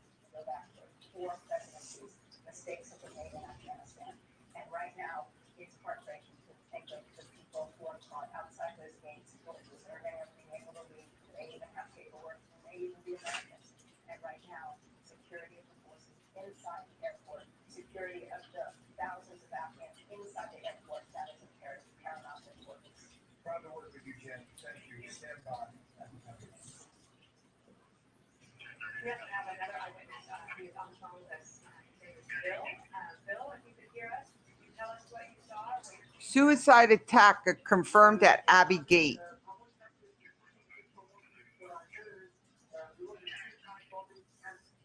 Yeah, we all used to be excited. So were the engineers, right? And they all quit. They got their $10,000, no strings attached, and they left. They're top engineers. For liftoff of New Shepard here in just about 4 minutes. Let's talk about the history of the New Shepard program across all 16 previous flights. Because they're an embarrassment. Of what we do, and it is all about safety. New Shepard implemented an aggressive step-by-step approach from the beginning. You want a contract with NASA and then you're going to stop them? Halt their work on Artemis? And that mission is Childish. for the capsule. And the two was about rolling in changes and trying it again. This time we stepped away, but we needed to show we could do it again. So that was right after we won. For F4, we pushed the output right in seconds before it impacted the ground. We weren't affected at that time. F5, we intentionally did not deploy one of our main parachutes.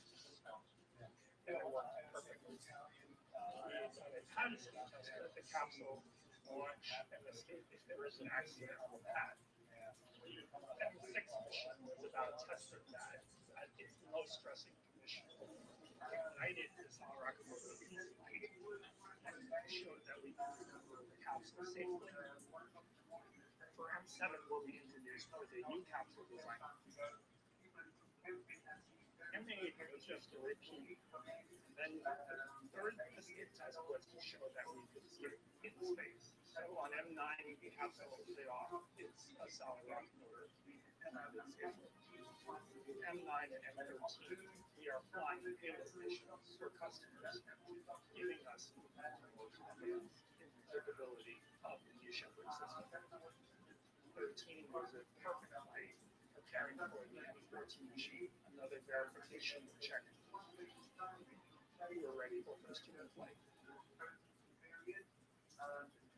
Yeah, right. They may have got one for free. Love revisiting New Shepard's really impressive. All right, Bernie. History. 2 minutes, Bernie. Anakin Skywalker in there for a couple missions. We are 2 minutes away from launch here. Let's hand it over to New Shepard as he sits on the pad and takes a look.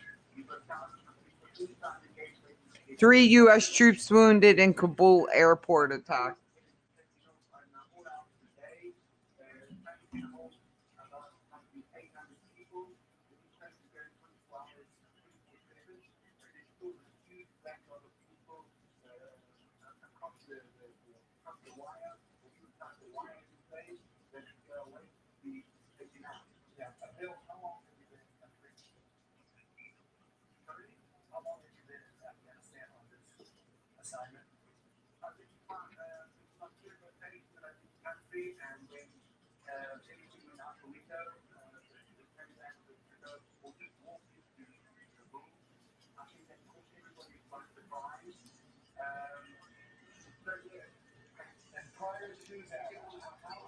They don't hold true to nothing.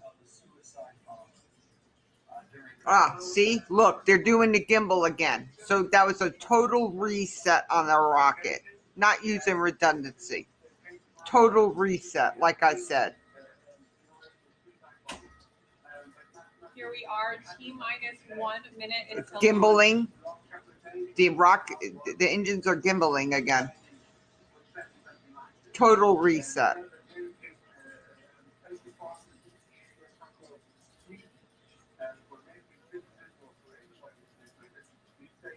Something's tilting away. Just heard a retraction. Yep. And here we are at launch. It's finally time. Let's hand it over to Mission Control. Godspeed, New Shepard, and best of luck to our payload customers on board.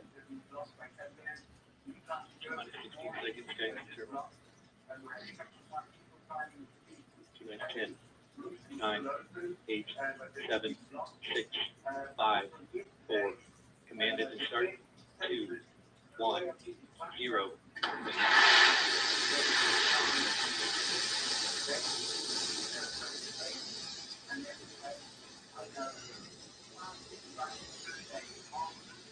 And liftoff from West Texas. Mission Control has confirmed New Shepard has cleared the tower on her way to space from the West Texas desert, carrying lunar lander technology, as well as New Shepard's first ever art installation. You can see on your screen we're gaining speed as New Shepard lifts off towards space.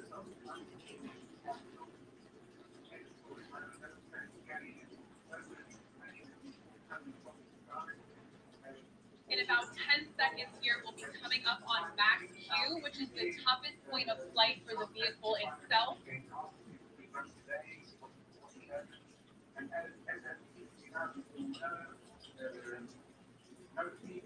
Max Q. And we have successfully punched through max Q, where the aerodynamic stresses on the vehicle were at the maximum.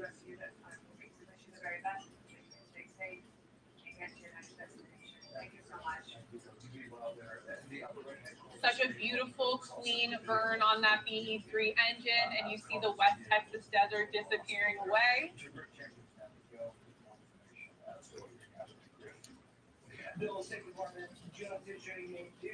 As you can see on your screen, that altitude monitor and that velocity are on the bottom.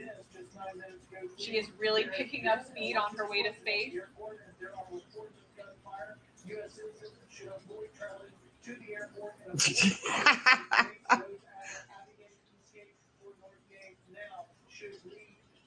Keep an eye out shortly for that main engine cutoff, where it will cut off that BE3 engine. New Shepard is now coasting at over 1,700 miles per hour.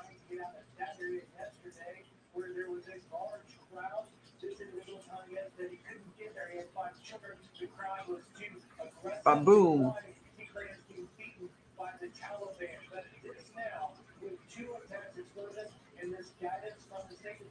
Miko. And there we have it, main engine cutoff. New Shepard is at 2,000 miles per hour, and those experiments are just seconds away from getting their several minutes of microgravity and performing their research.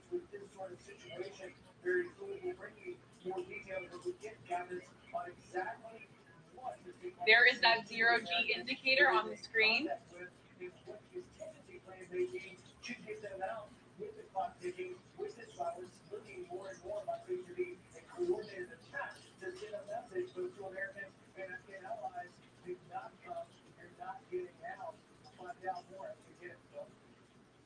Shortly, you'll start to see those two distinct crafts as the booster starts heading back towards Earth, and those experiments in the capsule start performing their science. Oh my God, get your software together. At at this point in flight, if there were humans flying in that capsule, they'd be getting up out of their seats, floating around. I know, I can't wait for that. And not getting their astronaut wings from the FAA. For today, those payloads on board are experiencing 3 to 4 minutes of clean microgravity. Science is collecting its data, and that booster Oop. with its NASA One of the landing covers sensors just are came getting off ready to come because back it's at for apogee. precision landing in the West Texas desert. Something just came off.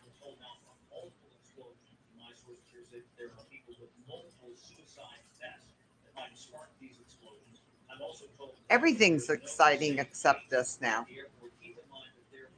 It's a fucking joke. The company's a joke. Well, we just received confirmation of apogee for the crew capsule.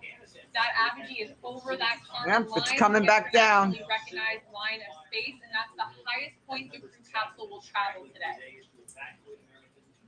Because it can't get no higher. You can now see that booster is headed back from space for the 8th time, and those lunar landing sensors are really going to work at this point as the booster makes its way back to the pad for a precise landing in West Texas. Problem solvers thought this would put out a statement overnight here, and many members from both sides of the aisle said, look, we should extend this deadline so there's not any firm deadline so we can get as many people out. Shortly, the booster itself is going to reach its atmospheric pierce point, and what that means is it's when the rocket is returning from space and re-entering that atmosphere. So those fins and those control surfaces on the fins will start to have air pressure push against them. Who freelanced and went to Afghanistan. Pelosi put out a very stern letter yesterday urging members not to do this. 1,600 miles an hour. 1,700. Those wedge and ring fins are really going to work here, really important parts 1,800. of the design as that booster makes its way back 1,900 up, which is just 2 miles north of where that vehicle took 2,000. off. You can see those 2 beautiful distinct crafts in the middle of your screen. And then certainly after the speaker and other folks from the State Department, the Pentagon, and the congressional leadership here told people not Better deploy them damn chutes and slow that bitch down. That West Texas desert is starting to come into focus here on the right side of your screen. Jennifer Griffin has more news now about the Pentagon. Jennifer? Dana, what we have just learned is that it was 3 U.S. Marines who were injured in this complex suicide bombing attack. All right, it's slowing down now. Those drag brakes will be deploying shortly. As we discussed, the booster will be reaching its maximum re-entry velocity soon, which is just under Mach 4. That booster shape causes a lot less drag In September? So the booster Okay. will win this race back to Earth. There go those drag brakes. This is a critical step in slowing the booster down on its approach. You see this velocity decreasing quite rapidly on the left side of your screen. Those in West Texas Sonic are now booms. hearing that sonic boom. New Shepard is on approach. That VE3 Ugh.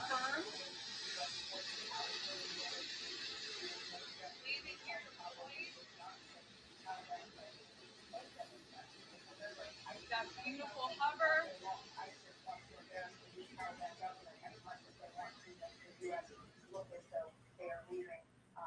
And booster touchdown, look at that. Just Okay, like where's the she was capsule? waiting Can we go back to the on capsule? Those NASA landing sensors got some incredible data today.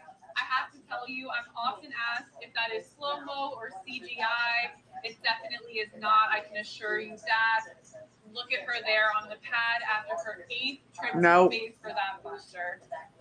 It just never Not impressed. Such a beautiful flight. Can we see the capsule? Hello? Oh, there's the capsule. We have reacquired the crew capsule there in the middle of your screen. Shortly, those initial drone parachutes will deploy, which slow down the capsule on its return. So excited to see those experiments in there on their way back. There go the drogues. That capsule speed will slow, and the main parachute will follow shortly here. There they go. And there go the main, further slowing the crew capsule here on its way back to the West Texas desert. They'll start to completely inflate here, and that West Texas landscape will come into the view in your background.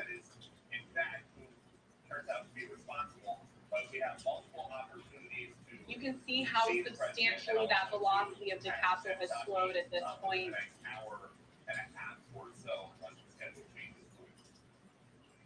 Peter, I'm just saying here from Reuters, and this is Reuters reporting, saying that U.S. officials says U.S. casualty numbers are expected to increase. Do keep in mind as we approach the desert here, that West Texas dust does pick up a lot. Oh my gosh, you can see that beautiful capsule with a landed booster in the background there. Our retro thrust system in the base of the crew capsule will pick up a tremendous amount of dust as it fires for that nice soft landing. Rest assured, the payloads will enjoy quite a soft touchdown in just a few seconds. 17 miles an hour is soft.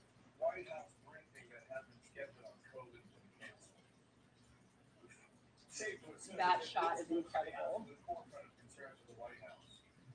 Yeah, Texas looks like Arizona. Arizona looks like Texas. So my understanding is that the COVID briefing actually just got moved from 10:30 to 10:45. So 200 feet from the surface. Put it right in the cactus. Right in it. And touchdown of the crew capsule. Another beautiful launch and landing for New Shepard. Huge, enormous congratulations to Team Blue. Congratulations to our friends at NASA, especially in the flight opportunities and tipping point programs. And congrats to all of the customers who flew with us today. Too bad no one else is allowed to cover it. I cannot wait to see our next crew flight as well coming up really soon. So everything looks to have gone so well. Let's take a look at some of the unofficial stats.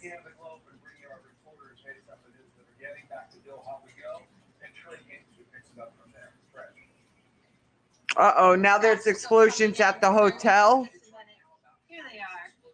All right, so our maximum ascent velocity, we went to 2,229 miles per hour. Our crew capsule apogee, the highest point that it reached was 347,430 feet. Our mission start time was at 9:31 a.m. Central Time. Thanks everyone for the patience on the hold, but as you can see, it always pays off. And our mission elapsed time was 10 minutes and 38 seconds.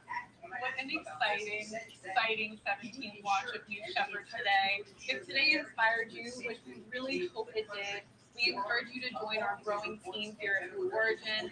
I can tell you I've been at Blue for just under 5 years, and it is a really special place to work. Check our website for openings on the careers page.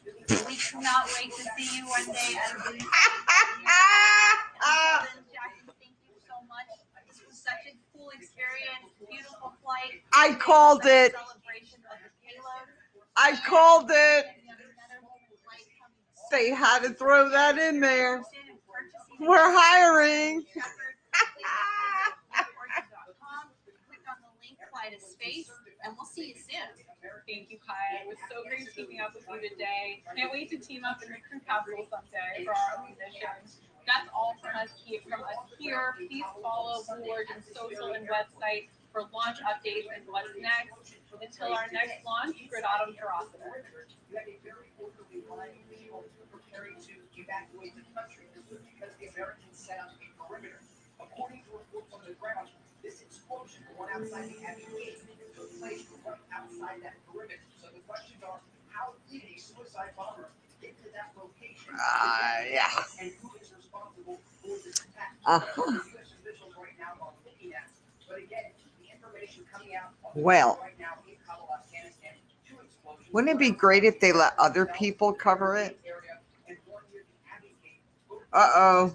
Tropical Depression 9 forms in the Caribbean. Is that the one that's going to the Which one is that? Oh, that's the one that's going to go to, where's it going? Louisiana? 3 trucks to Louisiana, 1 to Tallahassee. And the Gulf of Mexico is really warm. They think this is going to blow up to be a big one. The history for the rest of the Biden administration and for the foreign policy outlook that the entire United States of America had. You talk about the meeting supposed to take place just minutes from now between President Biden and Israeli Prime Minister Naftali Bennett. And they will talk about foreign policy specific to the Middle East and Asia. NHC will initiate advisories on Tropical Depression 9 located over West Central Caribbean Sea at 11 a.m.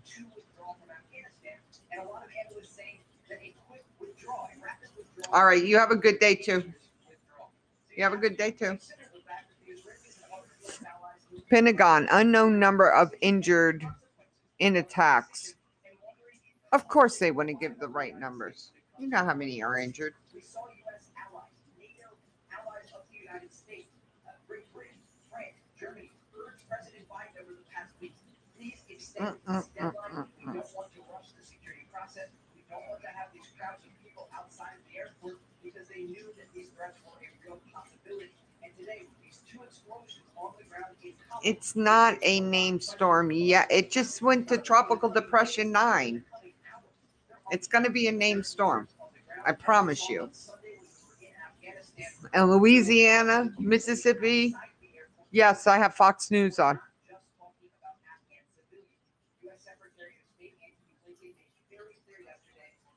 Yeah, I got up and put it on as soon as they said that there was an explosion. Hey, James.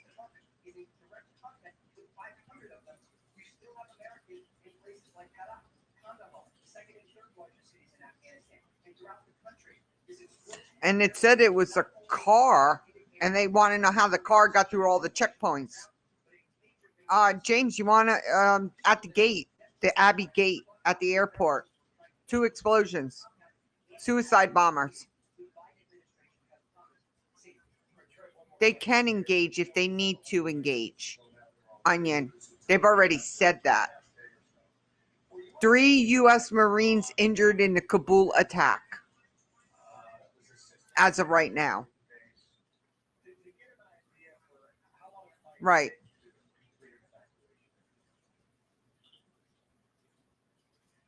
We are now going into a period of retrograde for the U.S. military. They can't just pack up and leave in a matter of a day. It will take a number of days for the United States military to withdraw from Afghanistan. But the warnings were there not to be around. By foreign intelligence had picked up something was going to happen, and they told everyone to leave the airport. Don't be around the airport. So they knew it was going to happen. One interesting thing to note here, and an important piece of context about the second explosion we reported near the Barry Motel. This was the Barry Motel, a second explosion. That's where it was. Helicopters flew a mission to evacuate 169 people. One of the first publicly acknowledged evacuation missions outside of the airport for American forces. They were going to an airport on a military mission to evacuate people from that hotel. Thank you, James. So you are going into a period right now of uncertainty. How long will it take the United States to leave? And is it really feasible to get U.S. troops out of Afghanistan and fulfill the promise to remove Americans who are trying to flee the Taliban all within the next few days? Thank you, Trey. This report we read from there and go on Qatar. It really is interesting that the president is with the Israeli Prime Minister this morning because they've got some decisions to make, and I don't know if he decides that with the situation on the ground, making any different decisions.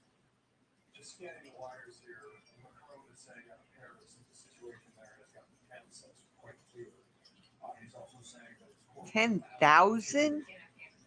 Holy shit. One of their U.S. officials says at least one of the U.S. troops injured was wounded seriously. That's according to sources there in Kabul. And just listening to how Jim describes it now, if you have 3 main gates for the process, and other Marines and the U.S. soldiers who were there. I know, you're right. And I bet a lot of them want to. So you have to search them, you have to pat them down, you have to make sure that you're okay. You're okay. Oh, you thought it was 1,000? Oh my God. 10,000 coins. That's a big difference in money, isn't it? That's Jim Griffin, who's at the Pentagon. I don't know if you probably don't have that specific answer again, but I was just really taken by what you said, that this is now entering into Like, space. isn't it like $20 versus $1? Too late. Thank you, James. It happens. And those would be secure right now. Now the mission would be to get as many people out of the Kabul International Airport as quickly as possible. We've had thousands of Afghan evacuees on the front actually. Like welfare. On the ground still. 600 Oh my God. but 5,200 U.S. troops who are now quickly trying to evacuate those who are inside the airport. Oh my God, that coffee tastes so good this morning. Like my third cup too. Fourth cup. Something like that. Yes, that is not happening.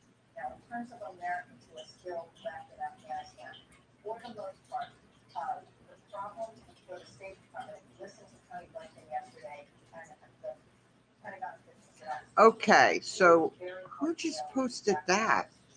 the State Department has been telling Americans HRDAOML NOAA. Study shows for the first time how and where dry air in tropical cyclone core can impact intensity. Paper released online in a journal of oh my God.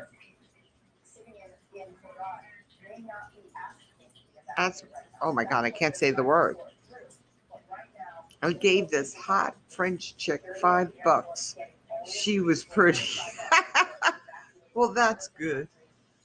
Impeach Biden, it would never happen because that would be Congress who would do it. And Congress won't do that to him because, you know, he's perfect. He does nothing wrong. Only Trump did stuff.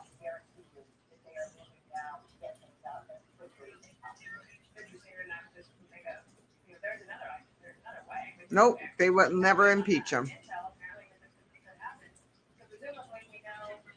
They haven't even addressed this.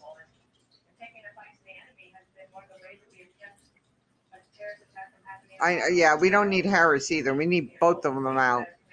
Oh no, wait a second. Then we would get the Speaker of the House. Oh, damn. We are so fucked.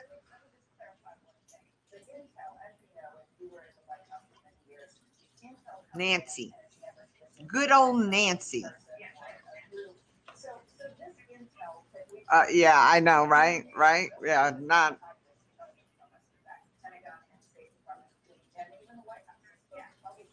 And you never get them all three together either.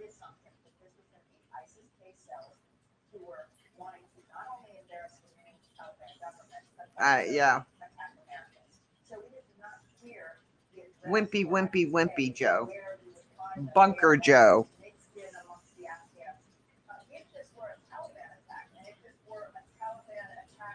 January 6, 2.0. You know, we haven't even been in this a year, y'all. Just think about this.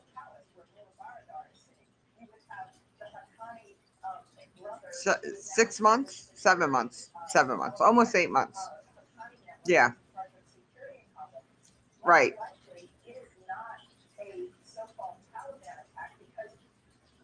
Well, he stopped all the people coming from over the border. Let's see if they actually stop it because they're supposed to hold in Mexico again. So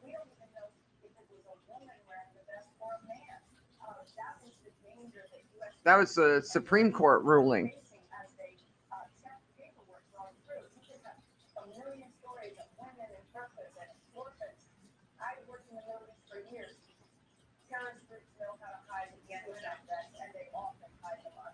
Trying to see. I think right now it's safe to assume they are securing the perimeter.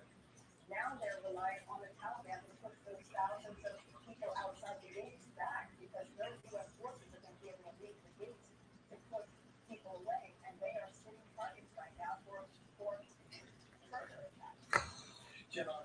They won't let the U.S. forces leave the gates. Reminding you and our viewers, the agency that we were stepping off the list, which This is just becoming worse. after the airplane, the C-17 went down the runway. And one of the comments they made to the community was that, given the retreat, that Horrible. chaos, is it the chaos? Horrible. Was it essentially almost inevitable? Did the Pentagon feel it was inevitable too? I think absolutely. I mean, we heard from John Kirby, the press secretary, that they had what was known as a tabletop exercise. Well, we were oil, gasoline dependent, right? Or independent. So we didn't rely on gas from anyone else. We didn't rely on production anywhere else. Now we have to rely on OPEC's prices. And yes, Biden wants production ramped up so we can get our prices lower, but they won't ramp production up.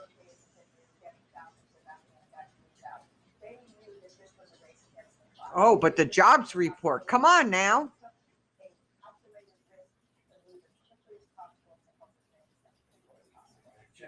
Yeah, but they're in a safe spot for State of the Union address. I'm talking about like a plane or something, or outside. Oh, they still got airplanes taking off. Is that a plane coming in or out? Oh, that's a plane going out. Well, there's still the planes going out right now.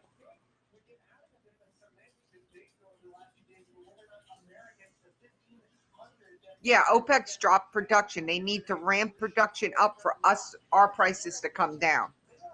Yeah.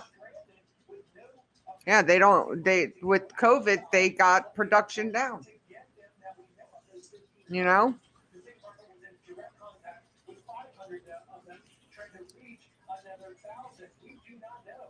Explosion followed by gunfire, Capitol sources say. And then you had them two senators, or were they two congressmen that went in there and flew in to see what the fuck was actually going on.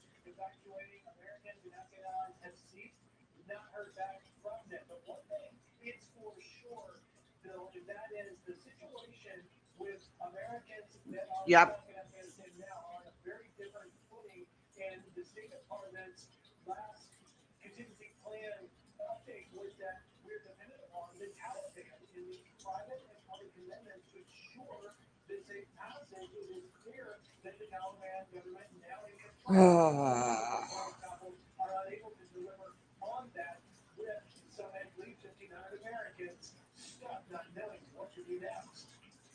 Thank you. We've tried to get as much as we could in the past hour and 15 minutes now. The environment's changed. They just scanning the night sky.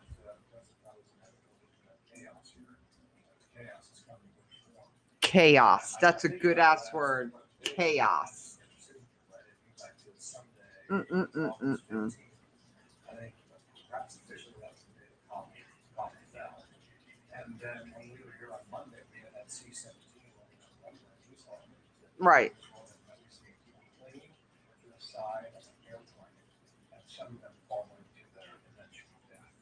And we've got Afghans by the thousands, street folks hanging outside of the U.S. Marines. Yeah, with everyone going back to work here, everyone's using their vehicles again. I remember how empty the roads were. Like, I couldn't believe how empty the roads were here, during the lockdown and when everyone was working from home. No one's working from home here.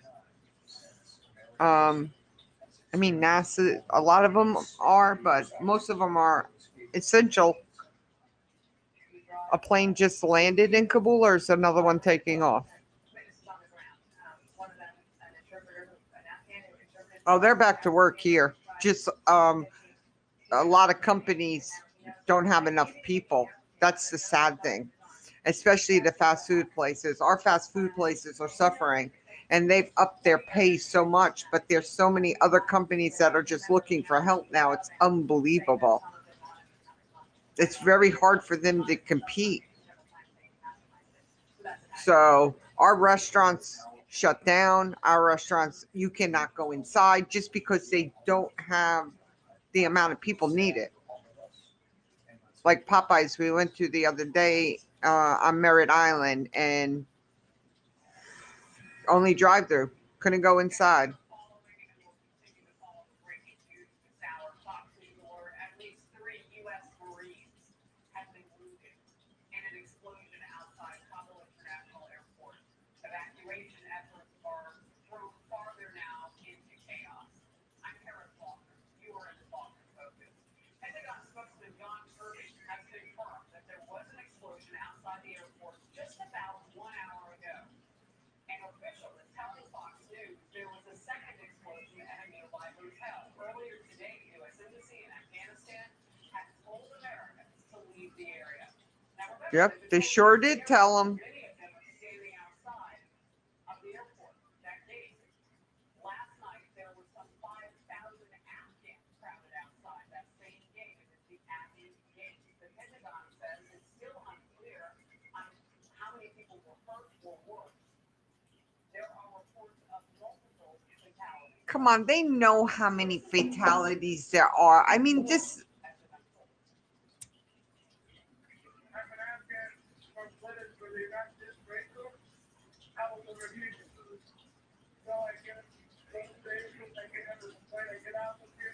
There was an explosion that happened.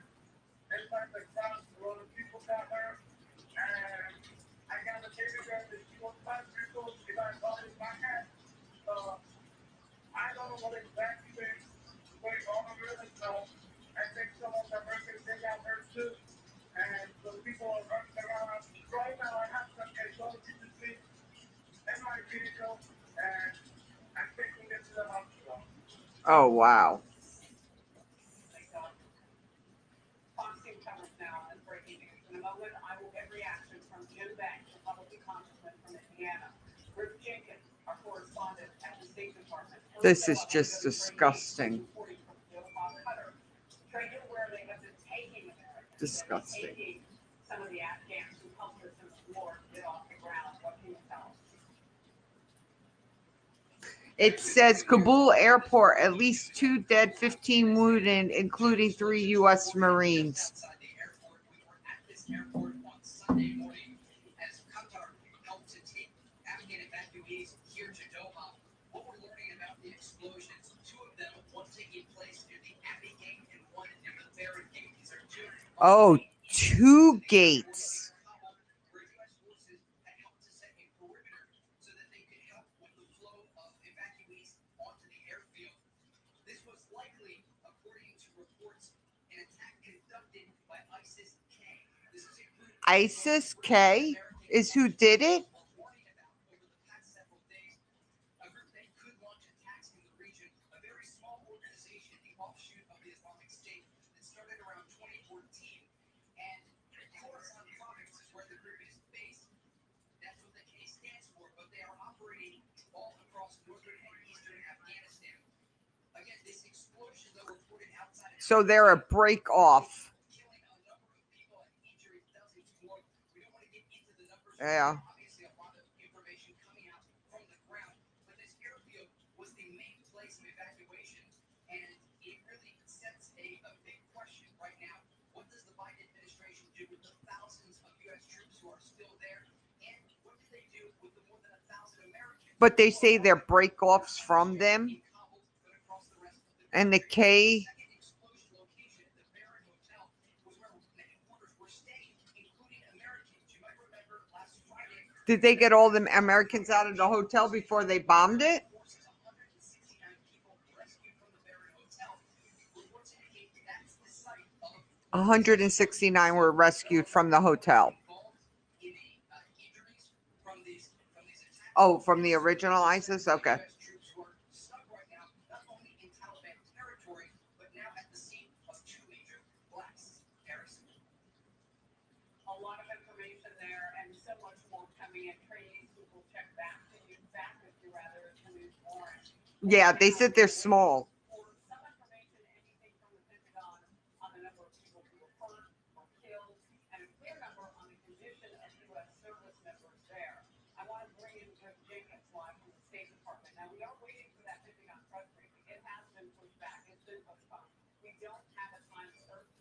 there has certainly been a lot of movement, no doubt, in the State Department. That's right, Harris. Good morning. And the State Department stressing Americans in Afghanistan to some 1,500 that may be stranded now to heed the latest bulletin alert put out just in the last hour. Put it up so that you see it. It is very important. At this hour, it says U.S. citizens should avoid travel to the airport and avoid airport gates at this time. U.S. citizens who are at the Gate, Eastgate, or Northgate now should leave immediately. That, of course, was the same guidance. They're telling them all Americans to leave the gates now. Changed. And just to get a little bit of context for you, Harris, yesterday I've been tracking in real time an Afghan ally who's trying to get his wife Yeah. and 5 children out. He is an SIV. I heard something about a car. What was that? There was just a flat. I don't know if that's from the airport or. He did not make it. He tried to get as far as he could.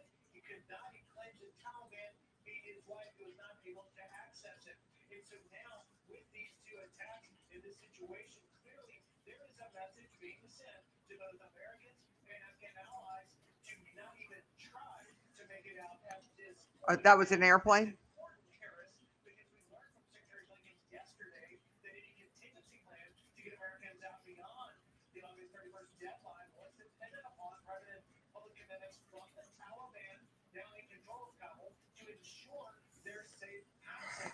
That clearly is not It's disgusting. at this point. We're waiting for more guidance from the State Department, Harris, of what they may be telling Americans who are stranded right now, how they may look to take their next step. Have they? It's clear it will not be coming to that airport, and the State Department also got They must have got all their people out then, Germany.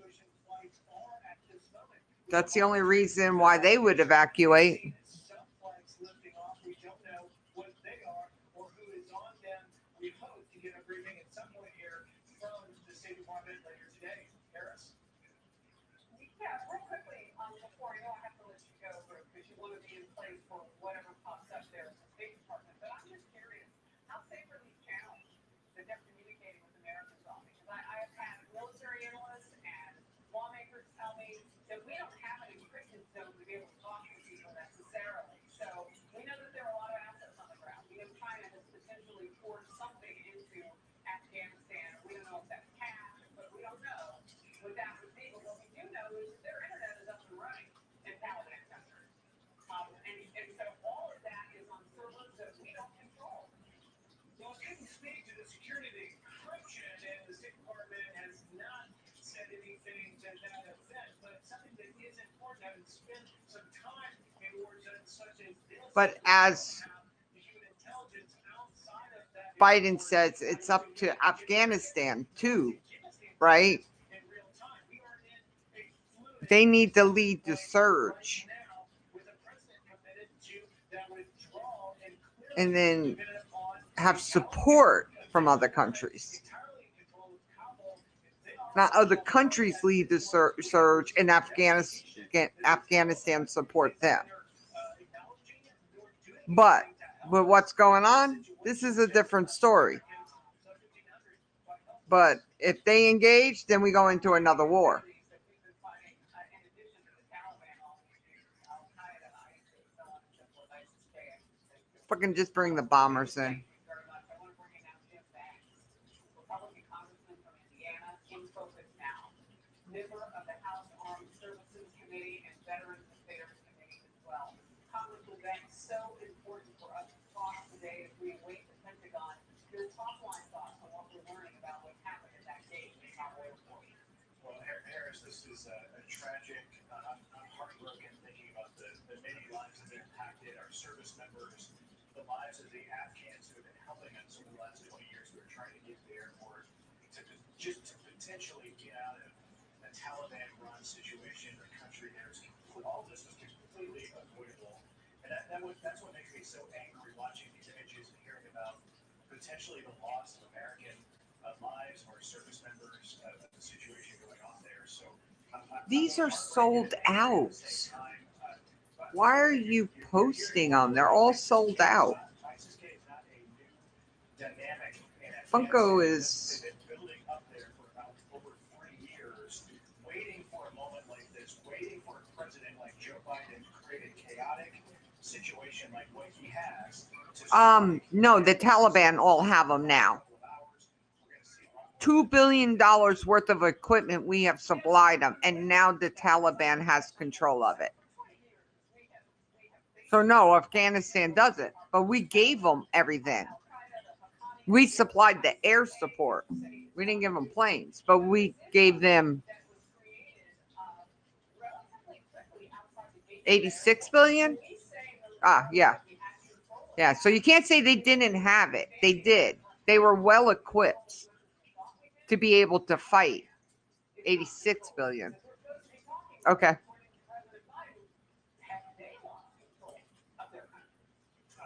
As you already said, I served in Afghanistan in 2014 and 15. I went back as a member of Congress in late 2018, and General Scotty Miller, who was the most recent general on the ground, was there at that time as well. He briefed us on the threat. They're wearing American uniforms, James. Did you see that? The Taliban are wearing American uniforms now. That's just a fucking disgrace. I believe that they're just waiting for a moment. They're waiting and stop waiting for a moment like this where they can strike, and that's exactly what you're seeing. But what's important to always remember in this situation, and why I'm so critical of this commander-in-chief, is because why we're so avoidable. If we would have kept small footprint, special operations, counterterrorism focused troops in Afghanistan through all of this, and we would have kept the Bagram airfield open rather than They're gonna have to do something. They know they can destroy that equipment. They have our technology now. more effectively and in a much better way than what it has. So we'll get back to the Yeah, because they got control of the other airports where our stuff was. Which should have been the first thing they should have done is bombed all that stuff so they couldn't get it.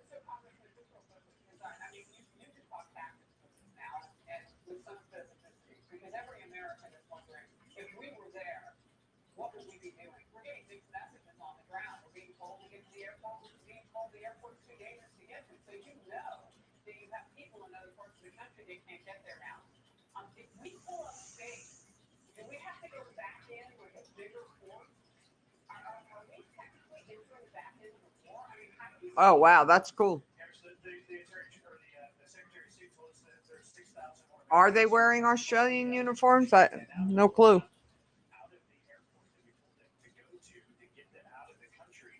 That tells us that at least we believe that there are more, but at least 6,000 Americans are stuck behind enemy lines. So I don't know how we can leave them behind. We can do everything possible to get them out of the country safely. And this administration.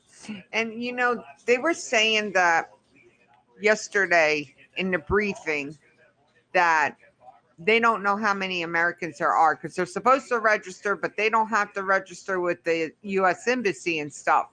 But goddamn, your passport is scanned when you're going in and out of countries. So how do they not know how many people are there?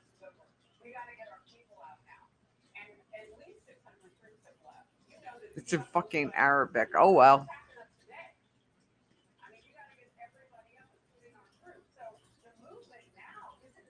Yeah, but their passports are scanned, James.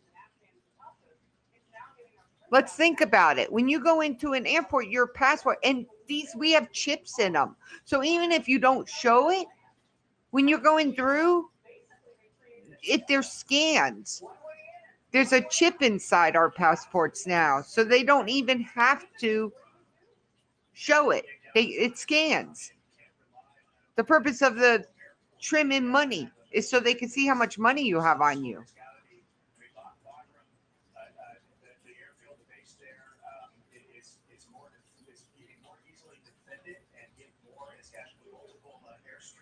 I guess. That's where you have to start. But we're the United States of America. We have the most powerful military in the world. Stars is up. We cannot afford to leave any American behind who's trying to get out of the country. Please, and please forgive me. I just have so many questions, and I'm asking them, because we push forward, and Congressman, you're so patient to let me cut in and out. But look, are you telling me that then in the next offensive, because this is an offensive now, we haven't even taken another airport, potentially one this hour. Are we confident that nobody's squatting at Bagram at this point? Because that's worth fighting. They're not going to take another airport. Or go back and figure out why we didn't open it. If you're telling me you need something like a nut, a military nut you can protect and get airlines off the ground, get airplanes off the ground. She's passionate. I mean, we can put that in the car.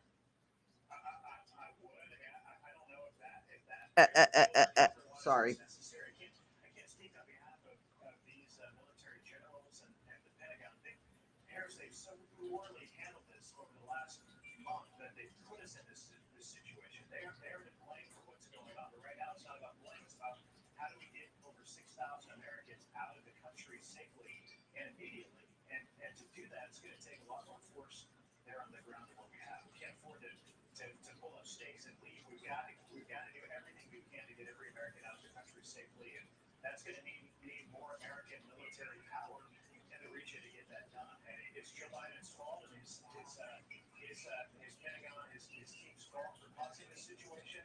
But that's a conversation for tomorrow. Today, it's not doing everything we can to get every American out safely. All right, everyone. I'm going to get off here. I'm going to have to start waking Jesse up and getting everyone moving in here. So everyone have a good day. Probably about 30 minutes I'll be over on Twitch. Got to take little guy for WALK. But I'll be over on Twitch here in maybe 15 to 30 minutes, something like that. Let me get everyone up and moving. So everyone have a great day. Thank you, James, Deb, and Bernie for the support. I greatly appreciate you. Onion, have a great day. Peace out, everyone.